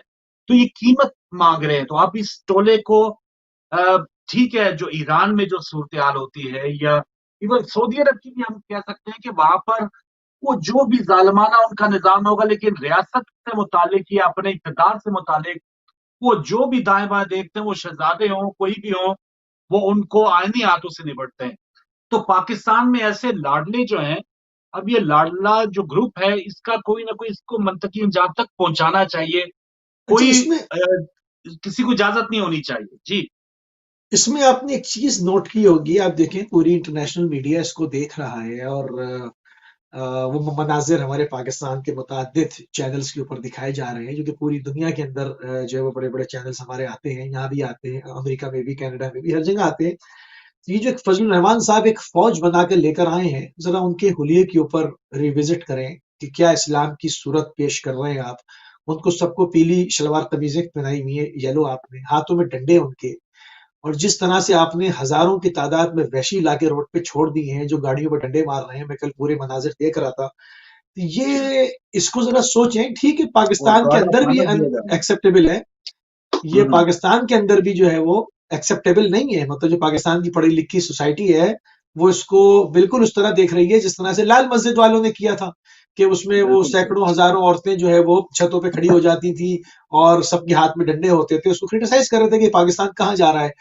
तो वही झलक मुझे नजर आई कल के, वो जिस तरह से ट्रैफिक को रोक रहे थे और तमाम बैनर्स उतार रहे थे और ये सारे काम कर रहे थे, वो बाकायदा एक ड्रेस के अंदर येलो कलर की शलवार कमीजें सबको पहना के और उनके हाथों में डंडे दे के। तो ये रियासत की अमलदारी नजर आनी चाहिए। इतना भी ढीला नहीं छोड़ना चाहिए। जहां पर आप कलअदम जमातों की बात करते हैं, जहां पर आप लॉ एंड ऑर्डर की बात करते हैं, कि एक वक्त में मुल्क में एक ही हुकूमत होती है और वही आईनी हुकूमत होती है। आप सिलेक्टेड कहें या कुछ भी कहते रहें, बहरहाल हुकूमत आपके वो प्राइम मिनिस्टर है, पूरी दुनिया उनको पीएम के हवाले से जानती है कि वो पाकिस्तान के वजीर आजम है। तो हुकूमत के अंदर एक हुकूमत, यानी और वो भी इस हुलिये के अंदर, इस वहशत ज़दा लोग पीली शलवार कमीजों में डंडे हाथ में। तो ये पूरी दुनिया के अंदर पाकिस्तान की जब पिक्चर पोर्ट्रे हो रही है, तो आप देख रहे हैं कि इसकी आड़ में मौलाना फजल रहमान साहब काम क्या कर रहे हैं। बज़ाहिर वो निकले हुए हैं एहतिजाज करने, मगर जो ये चीजें दिखा रहे हैं ना, ये एक तीर से कई कई शिकार हो रहे हैं। यानी एक तो लोग देख रहे हैं इसको, जो मजहबी इंतहा पसंद है दूसरे मजाहिब के, वो इसको एज ए इस्लाम के नाम पे फिट कर रहे हैं कि ये मुसलमान है। हुलिये देखें, इनके डंडे देखें, इनके चेहरों पे वहशत देखें। एक तो ये बदनामी हो रही है, मतलब एक इस्लामी तौर से। दूसरे जो है वो पाकिस्तान के अंदर हुकूमत दर हुकूमत आपने जो है वो खड़ी की हुई है, फिर आप धमकियां देने पर आ गए हैं।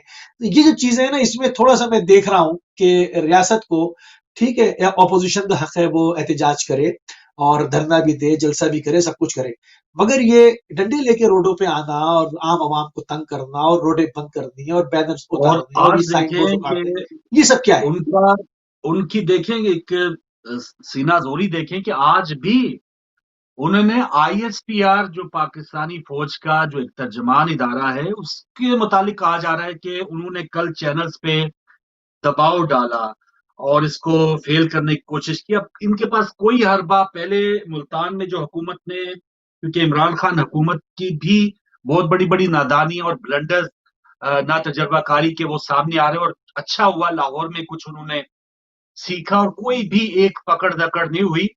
आगाज में ये डीजे बर्ड और इस किस्म की गिरफ्तारियां जरूर हुई हैं, लेकिन उसको भी बाद में फिर कवर करने की जमानतें कोशिश हुई की हैं, गई, और हाँ। इवन पीटीआई के अंदर से आवाजें उठी कि ऐसा नहीं होना चाहिए, तो आइंदा इस किस्म के भी छोटे मोटे जो वाकयात थे वो भी नहीं होंगे। लेकिन बात समझने की है कि रियासत जो है वो इसमें इतनी कमजोरी क्यों दिखा रही है।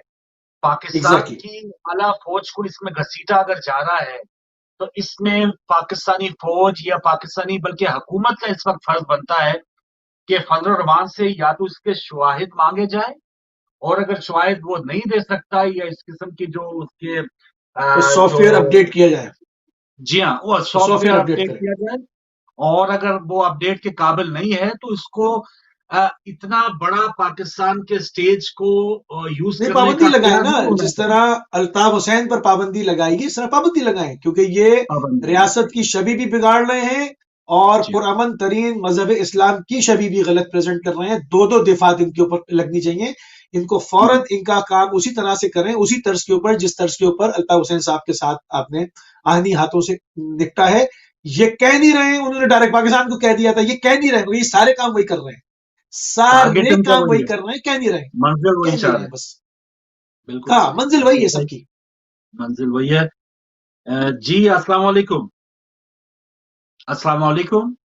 भाई मैं जी, मानना चाहता हूँ आप बच्चे जरा नहीं मैं नहीं थोड़ा सर, सा मैं नहीं, एक मुझे चीज कोई आप, है, अगर कोई कहे कि बलूचिस्तान को आजाद करो और सही है, बाद में कहे को तंग हो गया है, ठीक है, और कल जो उसने बात जो की है, ये मौलाना फजल मान के हल्के से उसके बंदे से आ रहा था अटक रही, ठीक है, ये जो महमूद खान अटक रही था, ये फजल मान के बंदे जो कैंडिडेट था ये उससे आ रहा था, और ये उसके साथ वाली कुर्सी पर बैठा हुआ है, उसी के खिलाफ गिला तो करना चाहिए फजल मान के ऊपर से, उसे गवर्नमेंट पाकिस्तान पता नहीं करना चाहिए। सही, और दूसरा, आप देखें कि सब दुश्मन का नाम बार बार लेते आगे, ऐसे इसका भी ले दिया इन्होंने नाम ISPR का भी।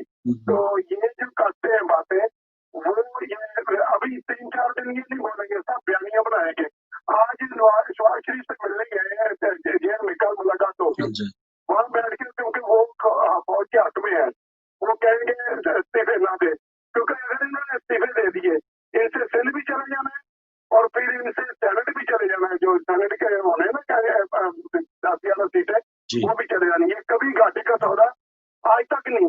बनिए का बेटा कुछ लेकर ही गिरता है, इसको सर पर गिरे तो ये पाँव पर ही गिरेगा। सही है। ये जो पार्टी है ना जरदारी वाली, जी जी ये कभी नहीं इनकी मानेंगी, कभी सौदा पूरा नहीं करेंगे। ठीक है जी।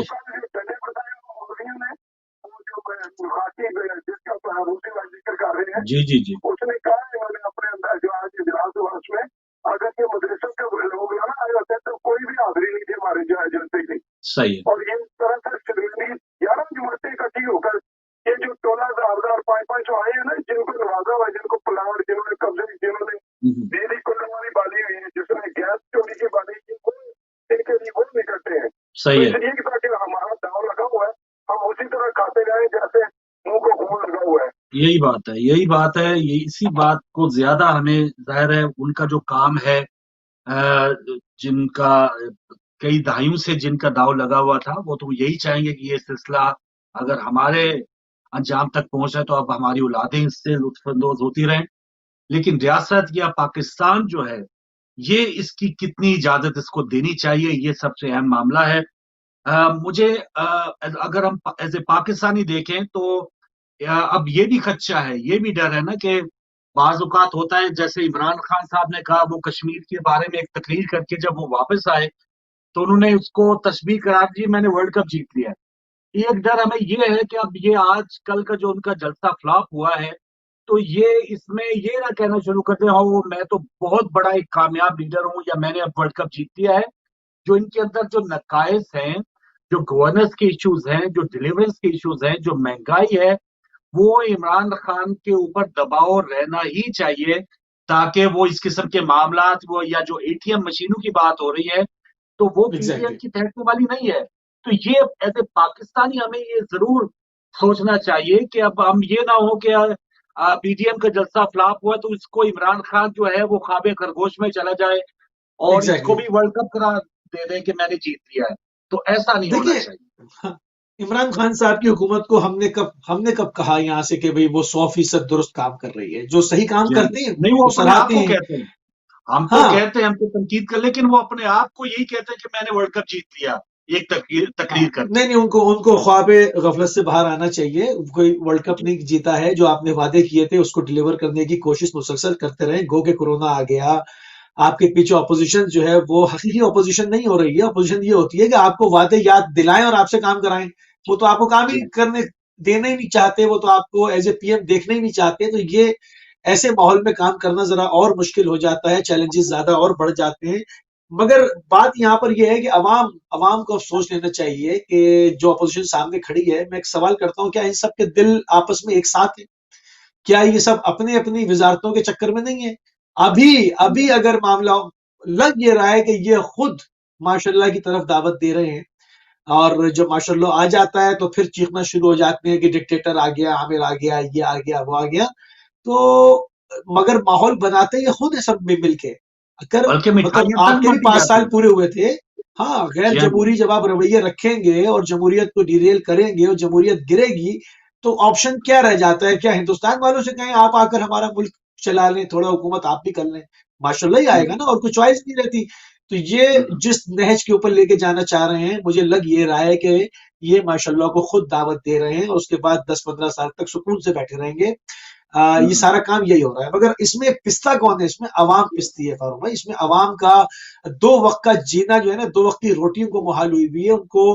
बच्चों को पढ़ाना मुहाल हुआ हुआ है, वो किसी चीज की सहूलत नहीं है। अगर एक एक चीज गिनवाने बैठे तो एक प्रोग्राम अभी खत्म हो जाएगा, पता भी नहीं चलेगा कि क्राइम किस तरह के। इतनी अजियतें, इतनी सही। मुसीबतों के शिकार अवाम है।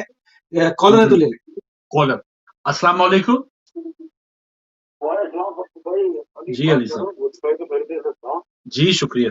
जैसे आपने जो पॉइंट रेट किया, जो पॉइंट हाईलाइट किया है कि असल बात ये है कि इन्होंने इनको मतलब इन्होंने एक पूरी छुट्टी इनको मिली हुई है हम्म, कि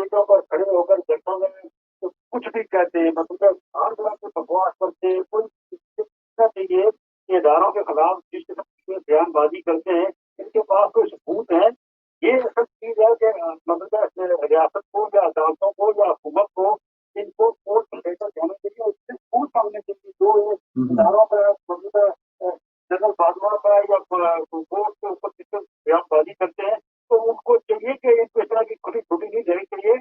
ये कोई शहरी भी आम सिटीजन जो है ना वो भी अदालत से रिव्यू कर सकता है, वो इसको वहाँ अदालत इसको भरवाए और पूछे इनसे कि तुम ये सड़कों पर खड़े होकर किस तरह की बयानबाजी करते हो इदारों के खिलाफ, तुम्हारे पास तो सबूत है। तो ये आपने बड़ा जबरदस्त पॉइंट हाईलाइट किया।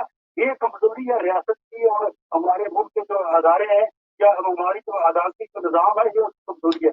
ये बात जरूरी है, ये काम करना चाहिए कि अब लोगों ने बिल्कुल मरियम नवाज का तो ये हाल है कि वो खुद भी बकवास करती है, वो तो इतनी गिर जाती है कि कहती है कि कभी मेरे मतलब है वॉशरूम में इन्होंने कब खाएगा, वो औरत तो कुछ भी बोलेगी, उसको तो सुबह शाम झूठ बोलने का लाइसेंस दिया हुआ है ना। तो इसी तरह के सारा इनका ये टोला है, तो ये बयानबाजी इस तरह की करते हैं अदारों के खिलाफ। अदारों को चाहिए कि इनसे पूछे कि तुम्हारे पास क्या सबूत है जिस तरह के तुम इल्जाम लगाते हो इदारों के खिलाफ।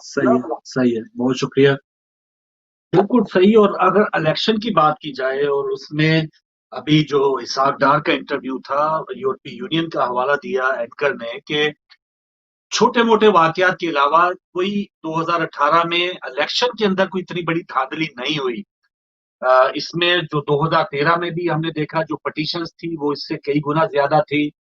इमरान खान का ये कहना कि हलकों को खोला जाए, इसके किस्म की कोई तहरीक पीडीएम या किसी भी जमात में, और हालांकि पीपल्स पार्टी जो जरदारी साहब 2013 में आरओ का इलेक्शन कहते रहे, पहले दिन से कहते रहे आरओ का इलेक्शन, रिटर्निंग ऑफिसर्स का इलेक्शन था, उस वक्त वो बाहर नहीं निकले। उस वक्त क्योंकि ऊपर उनका गठजोड़ था, आरओ के इलेक्शन के बावजूद माशाल्लाह पीपल्स पार्टी ने कहा कि कोई नहीं, 5 साल पूरे करने दो। लेकिन अब वो बिलावल साहब कह रहे हैं कि कोई गुफ्तगू नहीं होगी, कोई डायलॉग शालॉग नहीं होगा। तो पीपल्स पार्टी की जो सियासत है, अब लग रहा है कि उनको भी उनके मुंह से चम्मच निकलने की अब उनको नजर आ रही है कि अब हमारे अयान अली और उनके टिकट एक ही अकाउंट से जो निकलना वो बहुत मुश्किल होगा। तो इस वजह एग्जैक्टली। से, वरना आरओज के इलेक्शन में आप निकले नहीं, पनामा लीक्स में आप पटिशन न करें और आज कहें कि 31 जनवरी को हुकूमत गिर जाए, तो आपके पास क्या जवाब है सिंध हुकूमत में 30 साल के बाद ये सब कुछ नहीं, और चलेगा? हुकूमत जी जी।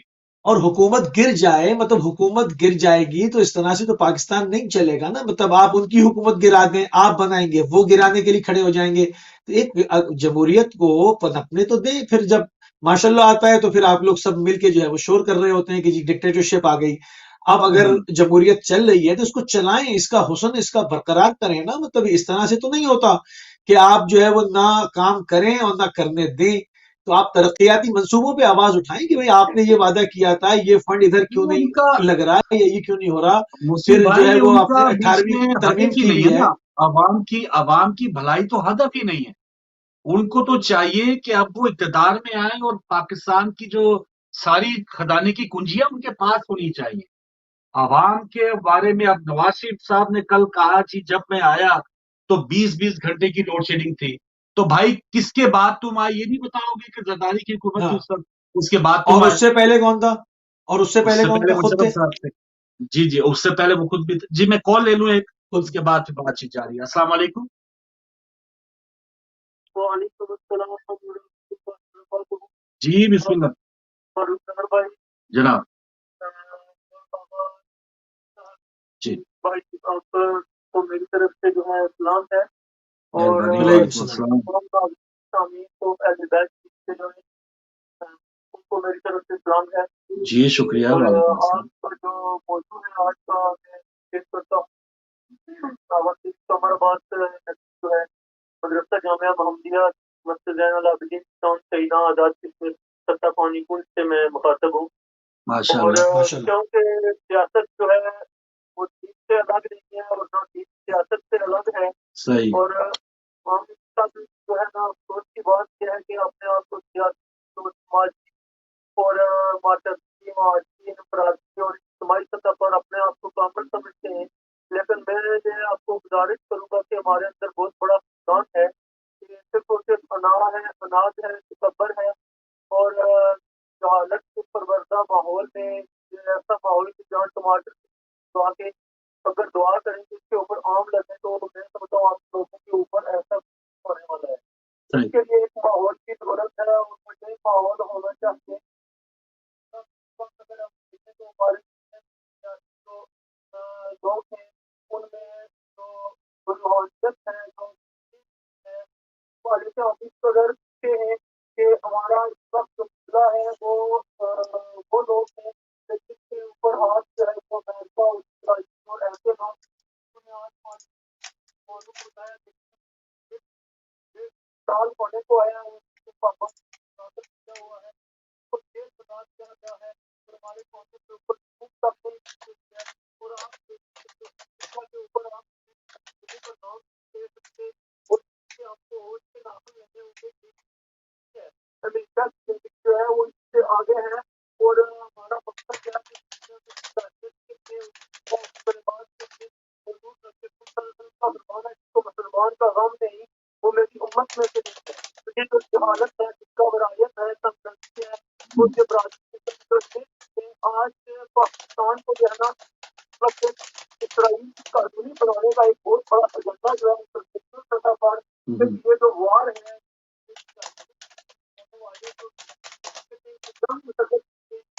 तो हमको उसके सामने होनी चाहिए और ठीक चाहिए सब जो बॉर्डर एरिया में जो होगा जा उसकी आंखें नहीं है वो इस तरीके से है कि वो सबको सुरक्षित कर रहा है और हमको इस वक्त ये चाहिए कि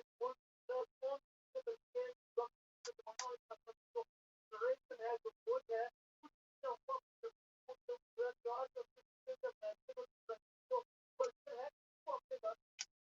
बिल्कुल सही, बिल्कुल सही। बहुत अच्छी बात भाई, बहुत अच्छी बात। जज़ाकल्लाह, जज़ाकल्लाह। हुँ।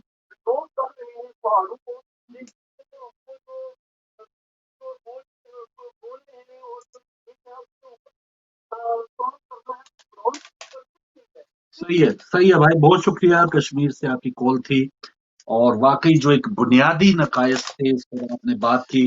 लेकिन कुछ तो शॉर्ट टर्म जो रिक्वायरमेंट्स हैं, जो रियासत या जो साहिबान इक़्तिदार हैं इस वक़्त वो उनकी ज़िम्मेदारी है और शेख रशीद साहब को भी रेलवे से हटा के वज़ीर दाखिला बनाया गया है। यानी जो भी सिक्योरिटी एजेंसीज़ हैं, पुलिस है और कानून पर अमल दरामद कराने वाले इदारे हैं, वो अब शेख साहब के अंडर आ चुके हैं।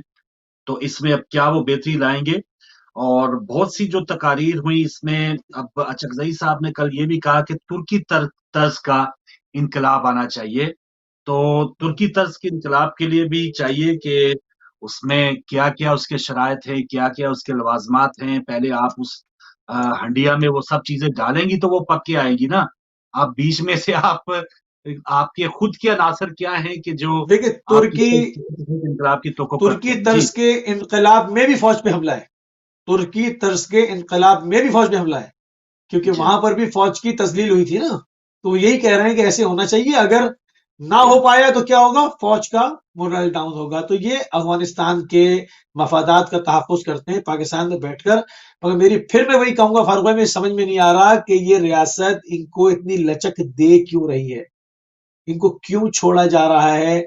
ये सब कुछ पाकिस्तान के खिलाफ खुलेआम, इसमें से बहुत सारे अफराद ऐसे हैं जो खुलेआम पाकिस्तान के मफाद के खिलाफ, रियासत के खिलाफ बातें कर चुके हैं। तो उनको आईनी हाथों से क्यों नहीं निपटा जा रहा, ये क्वेश्चन मार्क रहेगा।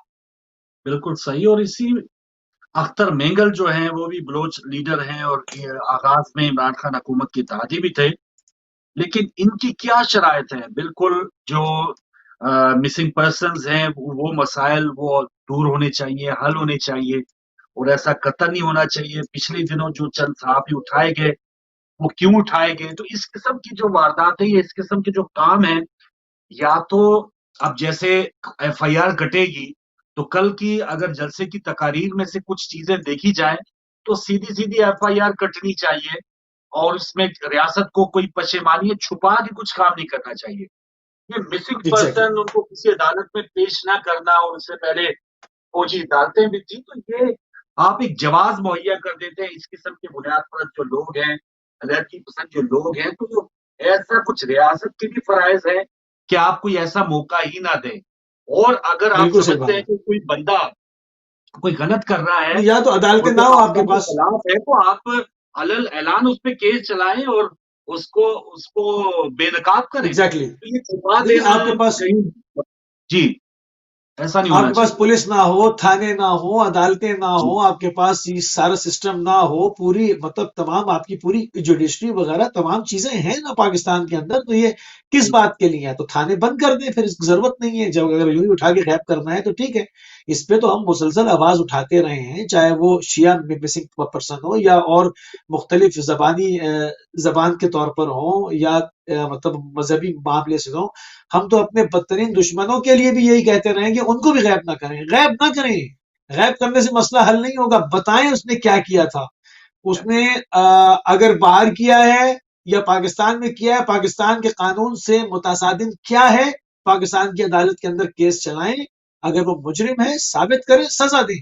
ये गैब कर देना, इससे क्या होता है, रियासत के खिलाफ जो है वो एक रुझान पैदा होता है बगावत का। और यही इस तरह के जो लोग होते हैं वो इन तरह के जहनों को कैश करते हैं, अपने लिए इस्तेमाल करते हैं। तो और इन चीजों को जो है वो रियासत को भी देखना चाहिए हमारा। बिल्कुल सही। और वो कैश करते रहेंगे मुसीब भाई, ऐसे पाकिस्तानी बहुत सी ऐसी ख्वाहिशात या एक तमन्नाएं हैं हमारी कि काश ऐसा ना हो। अब जैसे आसिम बाजवा की वो जो बात करते हैं, जो जिनके पिज्जाज और पूरी दुनिया भर में उनके चर्चे हैं, इस पे भी एक इन्वेस्टिगेशन या नैब अगर उस पर एक्शन ले तो इसमें कोई मजायका नहीं है।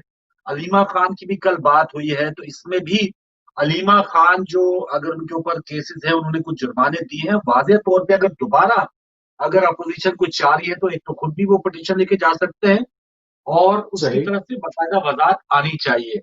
तो रियासत को इस किस्म की फिर लचक का मुजाहरा नहीं करना चाहिए, चाहे कोई अपना है चाहे कोई पराया है। तो इसमें आप फिर मुल्क की मफाद को पहले देखें। एक कॉल लेने वो के बाद। लचक का हम्म। ले। अस्सलाम वालेकुम। वालेकुम सलाम फारूक भाई, ये इस्लाम मदद। जी, मौला अली मदद, इश्तियाक वालेकुम भट्ट साहब। सलाम। भाई आपको मेरा सलाम, क्या इस्लाम मदद वालेकुम सलाम रहमतुल्लाह। और दफा फरमाई पाक परवरदिगार इलाही आमीन। फरमाई। अल्लाह जज़ाकल्लाह। ताला आपको मेहनत कर रहे हैं, मेरे साथ लोगों को दे रहे हैं। अल्लाह ताला की दुआ है कि पाक परवरदिगार आपको इससे कामयाब करे। आमीन। मैं छोटी सी एक बात करके आपसे इजाजत चाहूंगा फारूक भाई जी, जी। कि मैं तो रियासत का बेटा हूँ, मैं रियासत की बात करूंगा और सारी दुनिया के मजलूम लोगों की बात करूंगा। जहाँ जहाँ जुल्म है वहाँ हमारी जबान है। तो खास तौर पे ये जो कल परसों जो जलसा हुआ, कुछ लोग कहते हैं कामयाब हुआ, कुछ लोग कहते हैं नाकाम हुआ। हमें इससे खुद कोई गर्ज नहीं है। आवाम को चाहिए रोटी, आवाम को चाहिए कपड़ा, आवाम को चाहिए सुकून।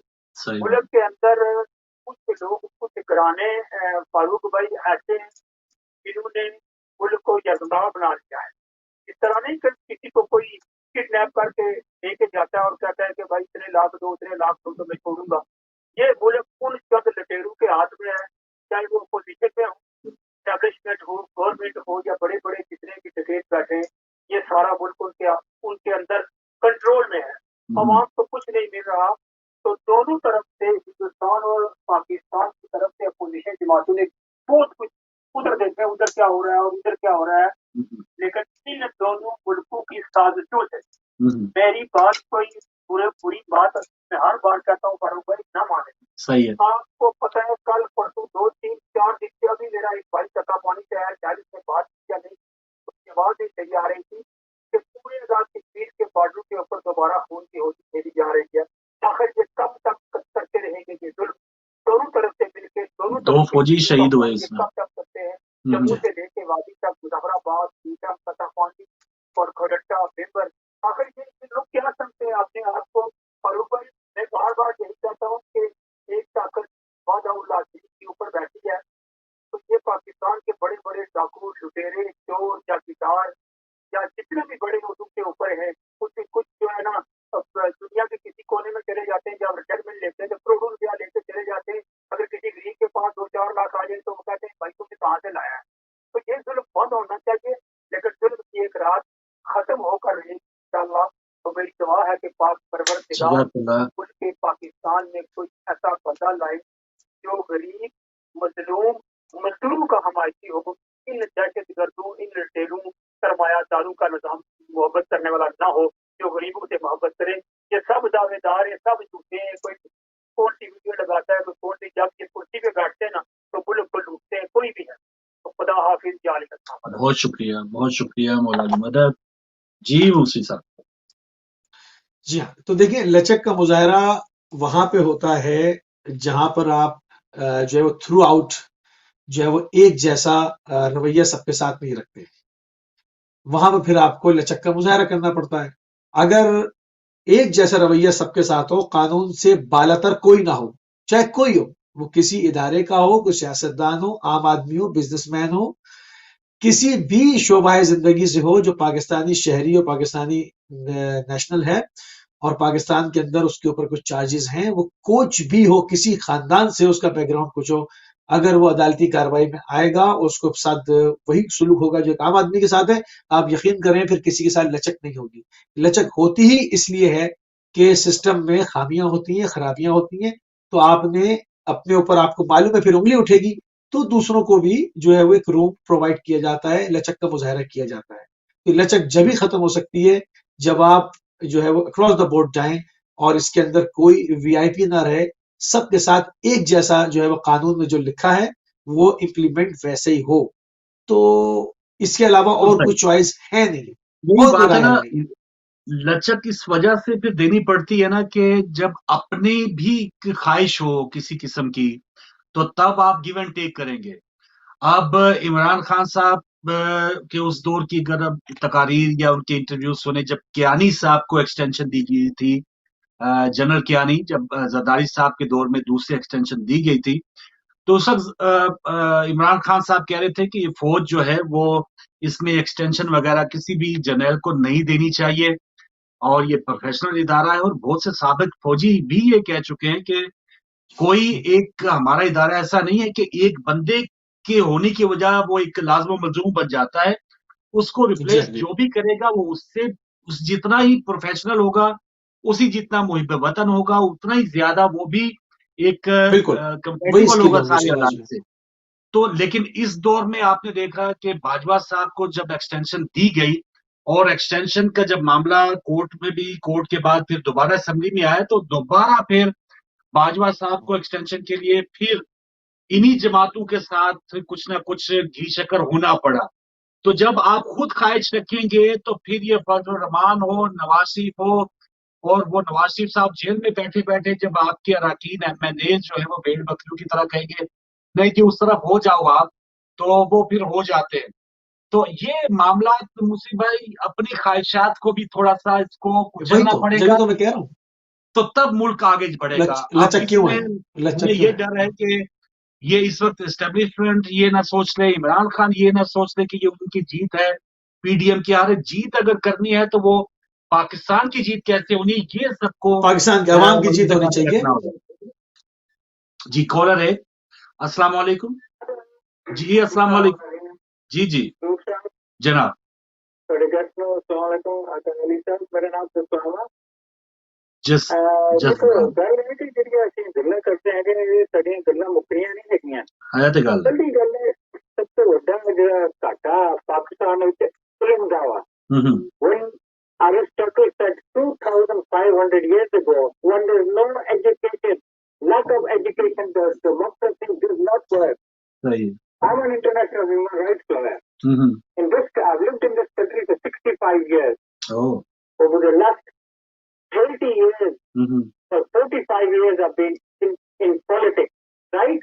ठीक And if you don't know about politics, then we can just talk and talk and talk. Sound. बिल्कुल सही जी, बिल्कुल सही।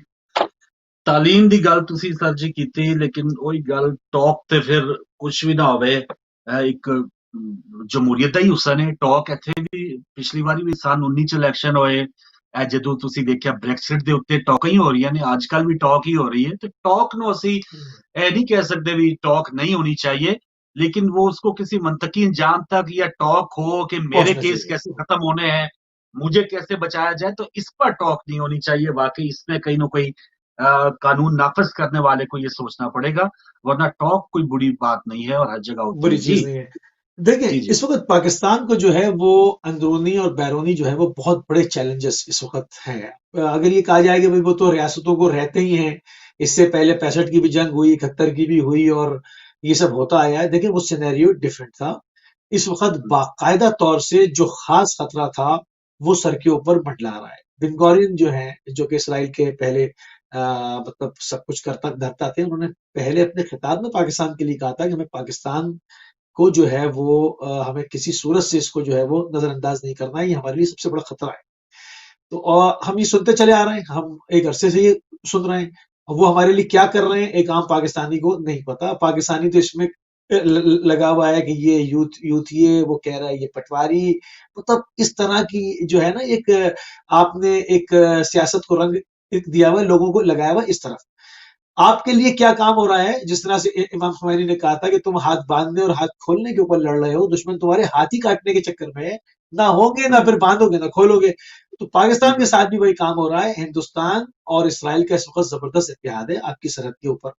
और इससे पहले जो स्ट्राइक हुई थी उसके ऊपर भी जब अभी नंदन को गिरफ्तार किया गया था, उसमें बाकायदा बीच में खबरों में आया था कि जो है वहां पर इसराइली फिजाइया भी मौजूद है और वो भी जो है वो अगर जंग बढ़ती है तो हिस्सा लेंगे। तो ये तमाम चीजें इस वक़्त जो है वो हकीकी खतरा पाकिस्तान को है और इसमें जो है वो हमारी आईएसआई हमारी तमाम ये दिन-रात मेहनत कर रहे हैं, इन तमाम चीज़ों को कि बड़े-बड़े मुल्कों के साथ रिलेशन भी खराब ना हो, मुल्क को आगे लेकर जाएँ, पाकिस्तान को ग्रे लिस्ट में भी डाला हुआ है, एफएटीएफ वाला मामला भी है।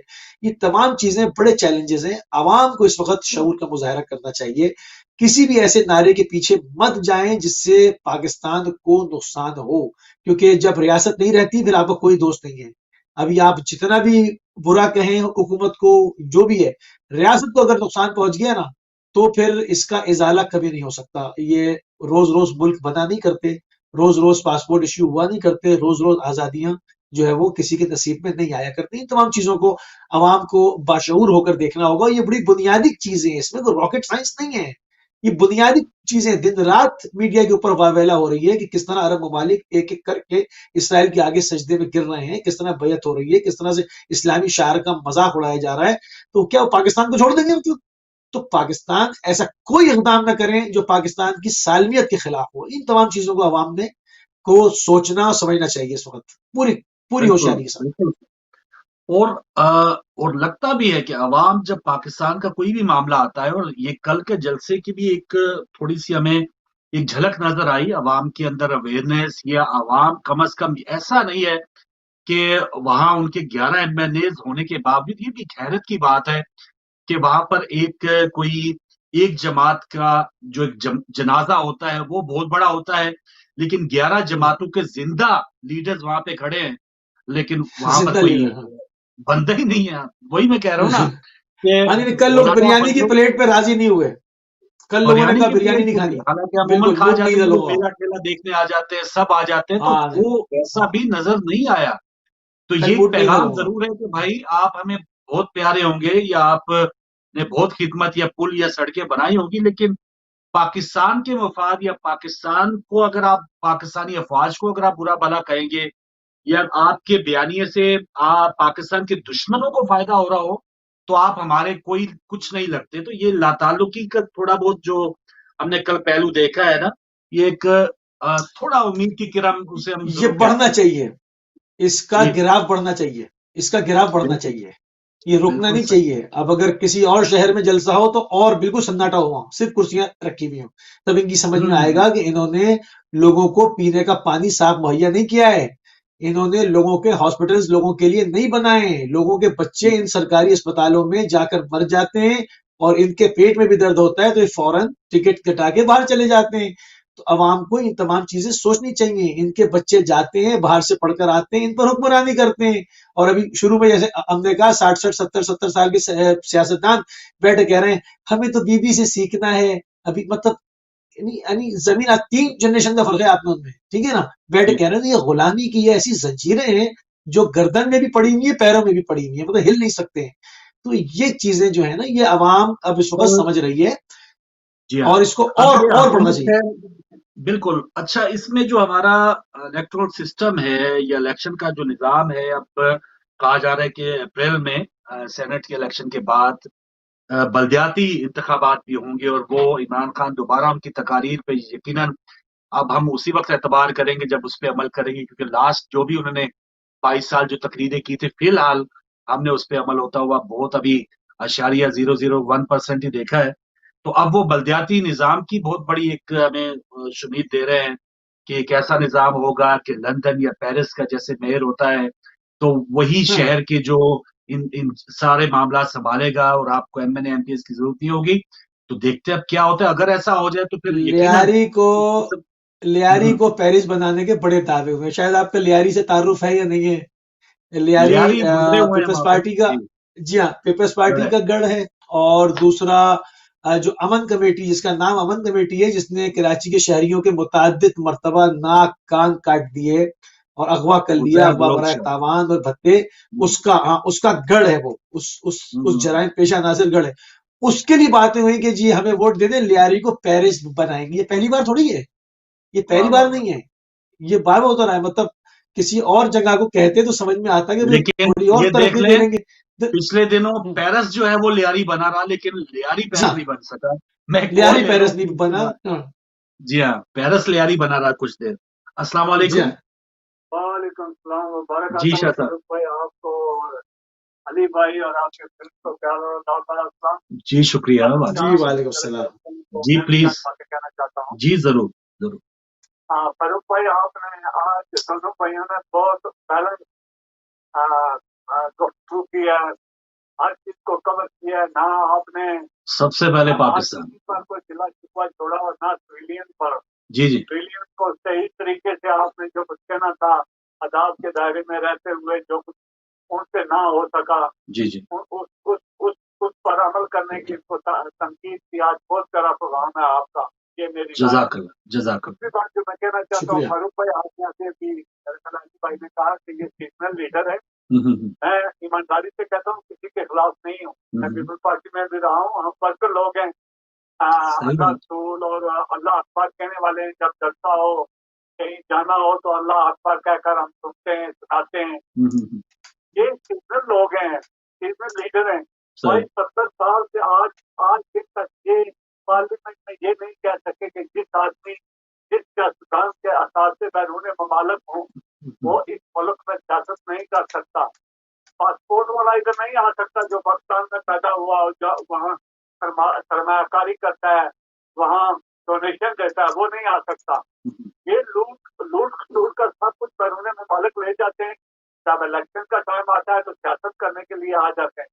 जब इनको किसी इंसाफ की जरूरत पड़ती है तो ये यूनाइटेड नेशन या इंटरनेशनल कोर्ट में चले जाते हैं। भाई हमें इंसाफ चाहिए, हमारी असैसिनेशन हुई है, दिस एंड दैट। फारूक भाई, आपने बहुत अच्छी बातें की हैं। अल्लाह आपके चैनल की दिन दुगनी और रात चुगनी करे। आपको मौका फ्राम हुआ है, फ्राम होता है। आप डट कर इन जालमों का मुकाबला करें जिन्होंने गरीब आवाम को लूटा है, सही है सर, जिन्होंने बहुत शुक्रिया। पाकिस्तानियों को लूटा है। जी ठीक जी। है, और मैं फजल रहमान साहब का एहतराम करता हूँ, मैं दीन में उनके खिलाफ नहीं हूँ। ठीक मैं है। इन दादों पर गिला करता हूँ जिन्होंने उस आदमी को कश्मीर कमेटी पर बैठाया हुआ था हम्म। कश्मीरियों की नुमाइंदगी करने के लिए। जी हाँ। भाई नुमाइंदगी के लिए तो ऐसा आदमी लाए का मतलब ये नहीं होता है कि आपको किसी की नुमाइंदगी की नुमाइंदगी ऐसा नुमाइंदगी के लिए ऐसा आदमी लाए तो किसी की नुमाइंदगी इंटरनेशनल लेवल पर कर सके। तो दबाइयों में बात कर सके, सब आदमी के नाम पार्टी के हो, पार्टी के हो, अपनी ये मौके की तलाश। मुझे डर है कि तो हो सकता है अल्लाह ऐसे ना करे, कोई सही है जी। अटेम्प्ट हो जाए इमरान खान पर। आप फारूक भाई उसको मौका दें। अभी तक हम भी समझते हैं कि जो कुछ वो कहकर फरमा कर आए थे अब तक नहीं हो सका, मगर 70 सालों का बिगड़ा हुआ, सही है। 70 सालों का एक मुल्क टूटा हुआ, 70 साल एक मुल्क के साथ आपने ज्यादतियां, जबर सब कुछ किया हो, गरीब के लिए कुछ मत किया हो। घर की हालत आपके सामने है, घर में क्या होता रहा। एक माँ अपने बच्चे को दूध का फीटर पिलाए बगैर उसकी उसकी मौत को देखती है, और साथ में कितनी कितनी गाँव के बच्चे जो बुखार पा चुके हैं, 60 की तादाद में, और उससे इनको कोई गर्ज नहीं है, गरीबों से कोई गर्ज नहीं है। ठीक है। सिर्फ और सिर्फ अपने इफ्तार के लिए आपको सही है आसमान शाह देते साहब। हैं। आजकल लोगों ने साबित कर दिया है हम्म। कि ये इफ्तार के लिए हमें हमें अभी कुछ नहीं भी कर बचा सकते हैं। सकते।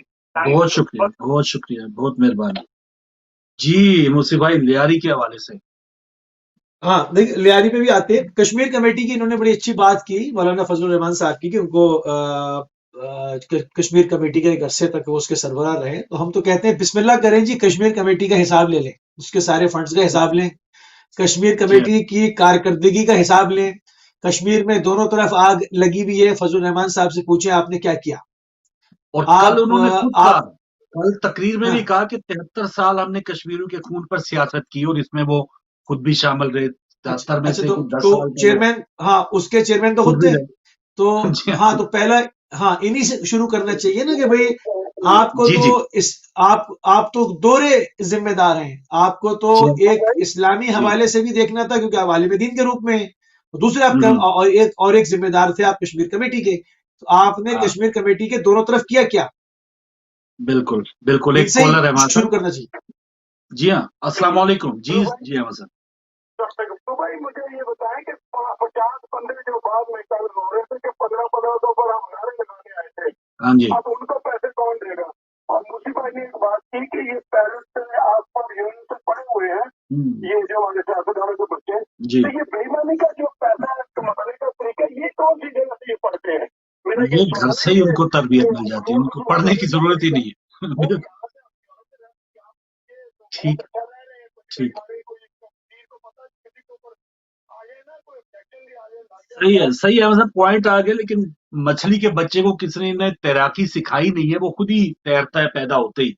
तो इसमें उनको तरबियत की जरूरत नहीं है। मरियम साहबा या बिलावल साहब हैं या जो भी इस किस्म के माशाल्लाह खानदान है, तो उनके बच्चे भी, और अब तो कंप्यूटराइज बच्चे हो गए। वो पहले करप्शन हाँ, करना बड़ी मुश्किल थी। वो शेख साहब अब सही कहते हैं कि अब एक क्लिक की मार होता है, इधर का माल उधर जाते हुए टाइम नहीं लगाते।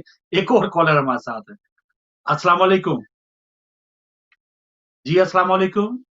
वालेकुम अस्सलाम व रहमतुल्लाहि व बरकातहू। जी मोहतरम, कौन कहाँ से हमारे साथ? जी, मैं मोहम्मद अनवर जयपुर से बात कर रहा हूँ। जी अनवर साहब बात कीजिए। करूँ बात? जी जी प्लीज शुरू कीजिए। मुद्दत से यार दो कि कोई मेरी बात सुन ले। अच्छा। तो मैं अभी आपने मौलाना फजल बात की है ना, जी जी। इनका इंटरव्यू था आज से कुछ जब बेनजीर की हुकूमत आ रही थी, जी उस वक्त इन्होंने दुनिया में एक इंटरव्यू दिया था जी। कि खातून। खुदा का शुक्र है कि मेरा बाप हाँ हाँ। पाकिस्तान बनाने के गुनाह में शामिल नहीं था। अच्छा। और हम्म जब वो आया बेनजीर का दोस्त संजय गांधी हम्म, पाकिस्तान इस्लामाबाद, जी। तो इन्होंने आजाद वाजिब। कश्मीर का जो साइन बोर्ड था ना रोड का, जी जी। कश्मीर रोड, कश्मीर हाउस का बोर्ड हाँ, हटा दिया। कश्मीर रोड, जी जी। हटा दिया, तो दुरुस्त है। इन्होंने उतार दिया था कि उसको तकलीफ ना पहुंचे। जी पाकिस्तानियों को तकलीफ पहुंचाई, कश्मीरियों को तकलीफ पहुंचाई, और संजय को जी इन्होंने जी। खुश किया। ठीक है। तो क्या इनको शर्म नहीं आती? कहते हैं कि पाकिस्तान गुनाह की पैदावार है, और उसी गुनाह में पैदा होने वाली चीजें खाते हैं हराम को। मैं सही है माजरत सर। चाहता हूँ अगर बदतमीजी हो गई चलिए है। ये पार्लिमानी लफ्ज है, हलाल और हराम, हराम खोर हलाल खोर, इसमें कोई बहुत बुरी बात नहीं आपके ख्याल में अगर वो हराम खोर है। और अभी बल्कि वो आप तो बहुत दूर की बात, अभी इन्हीं असेंबलियों में वो सदारती हाँ, उम्मीदवार भी थे मौलाना फजल रहमान, जो धांधली की पैदावार जिनको ये कह रहे हैं। तो माशाल्लाह पता नहीं इन्होंने नहीं, एक उस और इससे हुलिये को पहले बदनाम वो कर रहे हैं कि जिस हुलिये में वो माशाल्लाह पाए जा रहे हैं। जी सर। और इससे एक और पहले कॉलर। इनको जो है वो वोट नहीं दिया था एक मजहबी शिद्दत पसंद ने, और ये मचल के जी रह गए थे, अगर किसी को याद हो। जी तो जी जी, इनके साथ पहले भी हो। कॉलर ले हो लो। चुका है। जी अस्सलाम वालेकुम। वालेकुम अस्सलाम फरूक भाई, जी मोहतरम भट्ट मैं साहब। अव्वल साहब की खिदमत में सलाम पेश करता हूँ, सलाम जी पेश करता हूँ। अलैकुम सलाम। अलैकुम बहुत सलाम। शुक्रिया। आपकी खिदमत में जी। जी शुक्रिया, वालेकुम अस्सलाम। तो बाजू है कि खुदारा खुदारा लियारी को हम्म। पैरस बंदे थे, पैरस को लियारी बंदे थे। अच्छा अच्छा अच्छा। पेरिस से इतराज आ गया है। ठीक है। ठीक है। क्योंकि जैसा लियारी उसको कहते रहने चाहिए, बिल्कुल ज्यादा सही। ठीक करना है तो कौन कैसे शरीर लाल को हम्म। गिरफ्तार करके, अरेस्ट करके, उसको नजरबंद हाँ, की ये बंद ये होता तो है। है, ये तो मतलब है। फिर दोबारा नहीं आ जाएंगे खाने के लिए पैसे की हड़प कर देंगे सारे। हाँ, नहीं ये खत्म होना चाहिए अभी। बात यूँ है हम्म। कि वतन अजीज में सियासी और मजहबी हाल इस वक्त जो है एक बना नदी बख्श है, तो इंडिया में बड़ा सुनता जा रहा है, इंडिया में सुना जा रहा है, वो मौका मिलता है बात करने का। जी जी। और हकीकत में अमन है हमारे मुल्क में, हर चीज के सिर्फ गुर्बत है। जैसे इंडिया में 8 गुना गुर्बत ज्यादा है, यहाँ पे 1 गुना ज्यादा है। जी अल्लाह जी। ताला रहम करे इस पे। तो सियासी इंशाल्लाह। सरगर्मियां हमारी जारी सारी हैं, वो भी जुलूस जलसा भी हो गया, एहतजाज भी हो गया जो यस्टरडे आई मीन कल जी जो हाँ, गुजर गया है, जी हाँ। तो वो भी नाकामी को हुई। इसके साथ साथ माजी की शिकस्त खुर्दा, ये शिकस्त खुर्दा पार्टी हसूले इक़्तिदार के लिए हाथ पांव मार रही है। ठीक है। क्या मैं जिक्र करता हूँ मौलाना साहब का? जी जी, जरूर कर दें सर, जरूर कर दें। मामले के साथ हैं जी जी। तो वो तो पाकिस्तान के वजूद के सख्त खिलाफ है। आज से पहले जब जमीयत उलमाए हिंद, जी जी। वो उनका ये जानशीन है उनके, कहते हैं ना वो हमारे इमाम पाक अली मकाम ने फतह हासिल की, दुनिया क़यामत जहाँ रखेगी। इसी तरह जदीद परी जो है ना वो हमेशा अखबार बदकार और उसको गाली निकलती रहेंगी, लोग उसको उस पर लानते सही सही। रहेंगे। इसलिए कि जो जिन्होंने काम किया है उनको अब ये है, मैं बात स्टार्ट करता हूँ कि माजी की जो शिकस्त खुर्दा पार्टियां हसूल इक़्तिदार के लिए हाथ पांव मार रही हैं, ताकि आइंदा इलेक्शन में आकर इक़्तिदार हासिल करें और जी भर कर जो बाकी रह चुका है ना वो लूट खसूट करें। इन बदकिरदार लीडरान ने बदकियामती के हकों के हिसाब से गरीब आवाम का पैसा लूटा और आप दोबारा मोमन बनने की कोशिश में मसरूफ हैं। वही सोच बात यूं है, है खा के क्या क्या अपना बिल्ली ये हज वो को चूहे चली, खा के ये बिल्ली करेंगे हज को वो चली। चूहे हज को खा चली। के हाँ, बिल्ली हज को चली जी। हज को चली। उस आबिद का नाज़िर मतलब सोच रहे होंगे कि हम हर वक्त जो है ना तनकीद तो नहीं करते हैं, ऐसा नहीं। बिल्कुल सही। उदाहरण ये हम वतन तो के अजीज देख ले, हालात को देखते हुए हज को रोकना पड़ा, हज नहीं हुआ, तो ऐसी बिल्लियों को जो एक सियासी हज भी जो अगर वो करना चाह रहे हैं, तो हालात को देखते हुए पाकिस्तान को ऐसी बिल्लियों को थैले में वापस दोबारा बांध देना चाहिए। तो ऐसी बिल्लियों को ना निकलने दें जो फिर कोई अपने अजायम लेके। और 31 जनवरी डेडलाइन भी दे दी है जी फजलुर रहमान साहब ने, कि 31 जनवरी तक ये हुकूमत को डेडलाइन दे रहे हैं, और अगर ये मुस्तफी नहीं होते तो फिर लॉन्ग मार्च होगा। तो लॉन्ग लॉन्ग मार्च होगा। मार्च में क्या कामयाबी, और लॉन्ग मार्च क्या ऐसे ही हो जाएगा, और इसमें क्या देखते हैं कि अब क्या इनको मिलेगा लॉन्ग मार्च के बाद?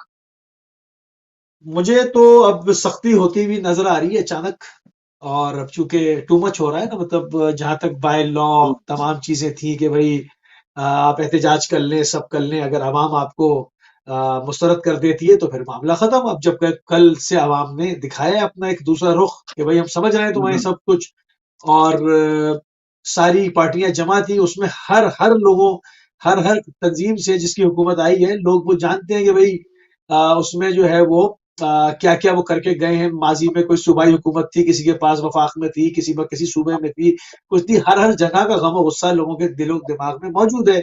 वो साने मॉडल टाउन हो, साने अब्बास टाउन हो, लोग कहीं पर भी इंसाफ अभी तक मुहैया नहीं हुआ है, तो लोग समझ रहे हैं।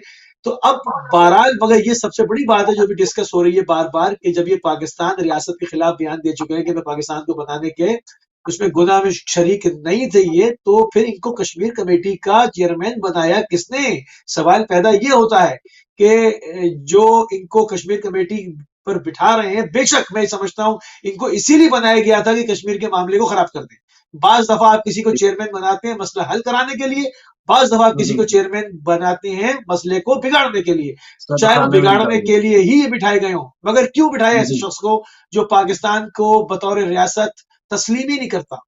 सही है, अचक जई सही साहब है। क्या कुछ नहीं कह सकते। जी हाँ, हाँ, कॉलर जी है तो हाँ, ले लें। कल तो उन्होंने अजीब गरीब बात भी की, पंजाब या लाहौरियों से बता ले। अस्सलाम वालेकुम। जी हाँ। वालेकुम सलाम। जी मुझे बहन। पॉइंट का प्लीज जी जी, करना है। प्लीज दीजिए दीजिए बहन। अगर पूरी तरह तजज़िया किया जाए और पूरी तरह इन्वेस्टिगेशन की जाए और हालात और वाक़यात और हर चीज़ को मद्देनज़र रखकर, सामने रखकर अगर पीटीएम का मतलब निकाला जाए तो पाकिस्तान डाकू मूवमेंट नाम के ऊपर। ठीक तो है। ये हमें तजिया करना चाहिए कि ये जासूसों की जमातें हैं और इन्होंने पाकिस्तान क्या एक छोटा सा जो चोरी करता है कोई गरीब का बच्चा तो उसे तो चोर कहते हैं, जी, लेकिन हमें में इतनी जरूरत नहीं है कि हम इन चोरों को कहें। तो अच्छी बात। ये जो PDM है ये पाकिस्तान डाकू मूवमेंट है, सही है तो जी, इसको ये पुकारना चाहिए। बिल्कुल सही जी बहन, बहुत शुक्रिया।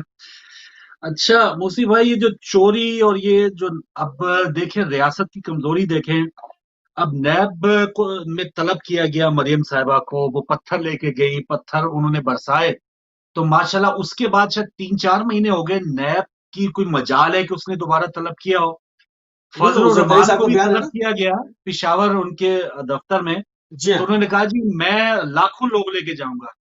फजलुर रहमान साहब को भी जरदारी साहब का दोबारा तलब बयान नहीं किया मौजूद है। गया। जी हाँ। और जरदारी फिर साहब जिनको का बयान तलब किया मौजूद है कि गया। क्या मजाल जी हाँ। नैब की जो मुझे बुलाए वो, तो वो ये मतलब ये पहले से कह चुके हैं। अब तो ये जिसके जो ऊपर पहले उन कमजोरी पर है, आई थी उन्होंने कह दिया था। हाँ, फिर मरियम बिल्कुल सही। साहिबा ने किया, ये फिर फजल रहमान साहब ने किया। तो ये जो मैं बार तो बार कह रहा हूँ ना, मतलब ये स्टेट विद इन स्टेट जो बनी हुई है, जो लाखों लोग डंडे लेके घूम रहे हैं, जरा पूछे ना कोई कि ये हो क्या रहा है। इन तमाम जी हाँ, चीजों को एड्रेस करें। पूरी दुनिया में क्या छवि जा रही है भाई। सही है।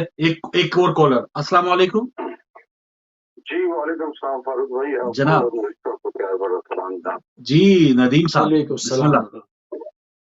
जी सर, गुजारिश ये है कि मूसी साहब ने काफी लंबा तजकिया फरमाया ठीक है। कि देखिए बात है PDM का ये बयानिया कतई नहीं है कि PDM अपने वर्कर से ये कहे कि आप रोड ब्लॉक कर दें या आप लाठियां लेकर बेवजह आप लोगों पर चढ़ाई कर दें। ठीक है। अ, ये लोग अपने अपनी फ्रस्ट्रेशन अपना गुस्सा उतारने के लिए, क्योंकि अवाम बेरोजगारी बदहाली और इस वक्त जो मौजूदा सूरत हाल है उससे तंग आकर अपने तौर पर अवाम ये कर रहे हैं। सही है। कतन PDA का ये बयानिया कतन नहीं है कि मुल्क में मजहब नहीं फैलाई जाए। ठीक है। माजी में आप देखें कि आज जो कुछ नियाजी गवर्नमेंट अभी जो कुछ कर रही है, जब ठीक। इन्होंने ये 2-2.5-3 महीने का इन्होंने जब यही सिलसिला किया था, जब इस्लामाबाद में लॉकडाउन इन्होंने किया था, इस्लामाबाद की तरफ चढ़ाई की थी, जी। तो क्या उस वक्त आपने नहीं देखा कि वहाँ पर क्या क्या खराफात हुई है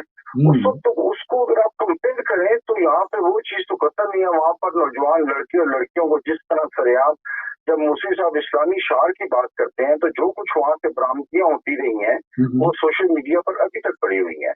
और जिस तरह रेडियो पाकिस्तान पर चढ़ाई की गई, जिस तरह सुप्रीम कोर्ट पर जनाब कपड़े शलवारें लटकाई गई दो कर, और जो कुछ वहाँ पर किया गया, ये PDM तो वो कुछ नहीं कर रहा। दूसरी तरफ आप देखें कि जहाँ पर अगर आप कंपेयर करते हैं दूसरे हवाले से, तो ये भी देखें कि PDM की इस वक्त जो तहरीक है वो पुरअमन तहरीक है फॉर टाइम बिंग। सर मकसद क्या है नदीम साहब, हम ये समझने से कासर है ना कि मकसद क्या है। चले पुरअमन है, क्यों हुकूमत गिर जाए। आपसे पहले हम बात कर रहे थे कि सन 13 के RO इलेक्शन करार दिए गए जरदारी साहब ने, उस वक्त आपने कहा 5 साल पूरे हो जाएं। इस वक्त क्या क्यामत की घड़ी है या क्या सवा निज़े पे सूरज है कि आप कह रहे हैं कि कोई डायलॉग शायलॉग नहीं होगा। कल बिलावल साहब ने कहा, क्या वजह है सर? बात यह है कि इमरान नियाजी के पास सिर्फ एक बयानिया, आप देख लें 3 साल में वो किसी जगह अगर हॉस्पिटल का इफ्तार करने के लिए भी वज़ीर आज़म जाता है या किसी भी जगह पर जाता है, वो हर जगह पर जाकर एक ही बात करता है कि जी मैं इनको नहीं छोड़ूंगा, इन्होंने करप्शन किया मैं नहीं छोड़ूंगा। खुदा के बंदे ऑलरेडी तौर पर मुकदमा कायम है, लोग जो है वो फेस कर रहे हैं, लोग कुछ लोगों को सजा हो गई है। तुमसे इसके मुतालिक करप्शन के मुतालिक कौन NRO मांग रहा है? तुम काम नहीं कर रहे, तुम्हारे वज़रा जो है वो ऑलरेडी। अब देखिए कि आजम स्वाति पर इतने बड़े करप्शन के इल्जाम थे, अमेरिका पे जाने पर उस पर पाबंदी है, उसको दोबारा मिनिस्टर लगा दिया गया। एजाज शाह पर बहुत ज्यादा एलिगेशन थे। इस तरह आपका खुसरो मुख्तार है, उस पर यानी एलिगेशन है। करप्शन की वजह से ये तहरीक जो है वो करप्ट। सर करप्शन के आप उनको लाए, लोगों को दोबारा लगा रहे हैं अपनी मंजिल में। यानी सवाल जो नदीम साहब हमें जो समझ आया कि करप्शन की वजह से आप ये कह रहे हैं कि ये तहरीक आगे ये कर रही है कि हुकूमत छोड़ दो। सर आपने सारी मिसालें। अच्छा, वजह क्या है फिर? वजह क्या है नदीम साहब के 31? ठीक है, हमसे कौन मांग रहा है ना रोड? लेकिन वजह क्या है ठीक है। फिर सर, क्या वजह क्या हुई? अपनी कारकर्दगी दिखाएं कि आप क्या कर रहे हैं। चले आप आप तो कुछ नहीं कर रहे। ठीक है। आप जो एलएनजी गैस है वो महंगी हो रही है, और आज आपने कल 2 दिन पहले आपने 20 रुपए चीनी कम करके आज जवानी हुई है कि आप 7-7.5 रुपए डीजल और पेट्रोल। यानी महंगाई एक वजह हो गई, एक करप्शन वजह हो गई। महंगाई जी हाँ। कम तोड़ रहे हैं, अवाम बदहाल हो चुके हैं, ठीक है, तंग आ चुके हैं इस गवर्नमेंट से। सही और है, यही गवर्नमेंट अगर मजीद 2 साल आगे रही तो तो इस नुकसान हो मुल्क का जाएगा। निकल जाएगा, क्योंकि इनके लोगों के पास काम करने के लिए सिर्फ और सिर्फ आ गई बातें बात करने के सर, लिए है। आ गई, आ अदरवाइज गई। इनके पास कोई ठीक है, चीज नहीं है। पहुंच गए जी, चले, पहुंच गए। बिल्कुल सही। स्टॉप टाइम कर आज 55 को खत्म करना है 2 और मिनट दे दे जी, यकीनन ये 2 महंगाई मिनट और दे दे ये फारूक भाई। सारा वफाक में ही है, हाँ, सूबों में तो कोई ऐसा मामला नहीं है। जी 2 जाते मिनट, जाते क्या सिर्फ 2 कहेंगे मिनट दे हमसे दें। बात? हाँ, जी 2 जी मिनट दे दें फारूक भाई। जी जी, इन्होंने प्लीज जो कहा कि रोडें जो है अवाम फ्रस्ट्रेशन में बंद करा रही थी, फुटेज जाके देखें, अवाम फ्रस्ट्रेशन में बंदी करा रही थी। अवाम एक जैसा ड्रेस पहन के नहीं आती, हजारों की तादाद में पीली शलवार कमीजों में, हाथों में डंडे लेके, और वो काली और सफेद पट्टियों वाले परचम हाथ में थे। ये अवाम नहीं थी, ये मौलाना फजलुर रहमान साहब का लश्कर था, जिससे वो कहते हैं कि मैं इस पे, ये मेरी फौज है, मैं चढ़ाई कर दूंगा इसके साथ। गॉड ये वो लोग गॉड थे ऑफ ऑनर जो वो भी लाहौर थे में देश से। जी जी हाँ, जो लाहौर में जी दंदनाते फिर रहे थे, ये वो थे, अवाम नहीं थी। बातों को ट्विस्ट करने से बात ट्विस्ट नहीं होगी। मीडिया के ऊपर फुटेज मौजूद है, यूट्यूब पे ही ठीक है, जाकर देख लें, अभी आपको इसका जवाब मिल जाएगा। दूसरी बात, आपने जो इमरान खान के धरनों के अंदर फाशी की और इसकी उसकी नाच गाने की बात की, तो हमने कभी उसकी हिमायत नहीं की। हमने गलत तो गलत कहा हमेशा। हम ये नहीं कर रहे कि मतलब इमरान खान के स्याह और सफेद को सबको हम जो है वो उसकी हिमायत करे जाएं। हम हमारा मौकिफ हमेशा से न्यूट्रल रहा है। जो हम बात ये कह रहे हैं कि अगर आप करप्शन की बात पर कह रहे हैं कि आप करप्शन के खिलाफ आए हैं, तो करप्शन तो पहले क्या आपकी हुकूमतों में नहीं हुई? वो स्विस अकाउंट्स क्या है, श्रेय महल क्या है, ये तमाम चीजें क्या है? तो जो लोग इसकी करप्शन की बात कर रहे हैं, वो खुद करप्शन में सर से पैर तक डूबे हुए हैं, उनके ऊपर केसेस चल रहे हैं। हम इमरान खान साहब को ये नहीं कह रहे कि वो बहुत अच्छी गुड गवर्नेंस सबके कर रहे हैं, केस उन्हें जो कह रहे बहने हैं वो कर लगने रहे हैं, चाहिए, ये नहीं कह रहे। हाँ, मगर जो लेकिन उसके खिलाफ खड़ा हुआ है वो साफ सुथरा हो तो हिमायत करे ना। जब वो खुद बिल्कुल सब कुछ उससे पहले बदरजे औला उससे ज्यादा जराइम हाँ किए हुए हाँ, हैं, तो किस तरह से बहुत हिमायत अच्छे कर रहे हैं? पॉइंट पे, बिल्कुल अच्छे नोट पे कि उसके मद्दे मुकाबल क्या है इस वक्त। मुकाबला कौन ये है? नहीं है कि कौन अच्छा है, मुकाबला ये है कि कौन कम बुरा है। तो इस वक्त कल लाहौरिया ने ये कहा है कि ठीक है, इमरान खान बहुत बुरा है लेकिन आपसे फिर भी कम ही बुरा है। तो इस वजह से जी हम हाँ, आपके चकमे में नहीं आएंगे। जलसे में नहीं तो आते, बिरयानी नहीं खाई बिल्कुल उन्होंने कल। सही है हाँ, मोसी भाई, टाइम खत्म हो गया। इंशाल्लाह फिर अपने अपने प्रोग्राम्स में दोबारा हम लोगों से मुखातिब इंशाल्लाह। होंगे। आपने टाइम दिया और शामिल हुए, नाज़रीन आपका भी बहुत शुक्रिया प्रोग्राम इवनिंग का देखने जज़ाकल्लाह। का। और पाकिस्तान के जो मामलात हैं, यकीनन इसमें चाहे हम किसी भी पार्टी से वाबस्ता हों, देखना जरूर हमारी अवली तरजीह होनी चाहिए कि पाकिस्तान के मुफाद में क्या है। इसमें आंखें बंद करके किसी के भी बयानिए को, चाहे वो आप पीटीआई से ताल्लुक रखते हो, किसी भी पार्टी से ताल्लुक रखते हो, एक अल्लाह जिसे कहते हैं ना कि बस एक बैर है आपका, ऐसे नहीं होना चाहिए।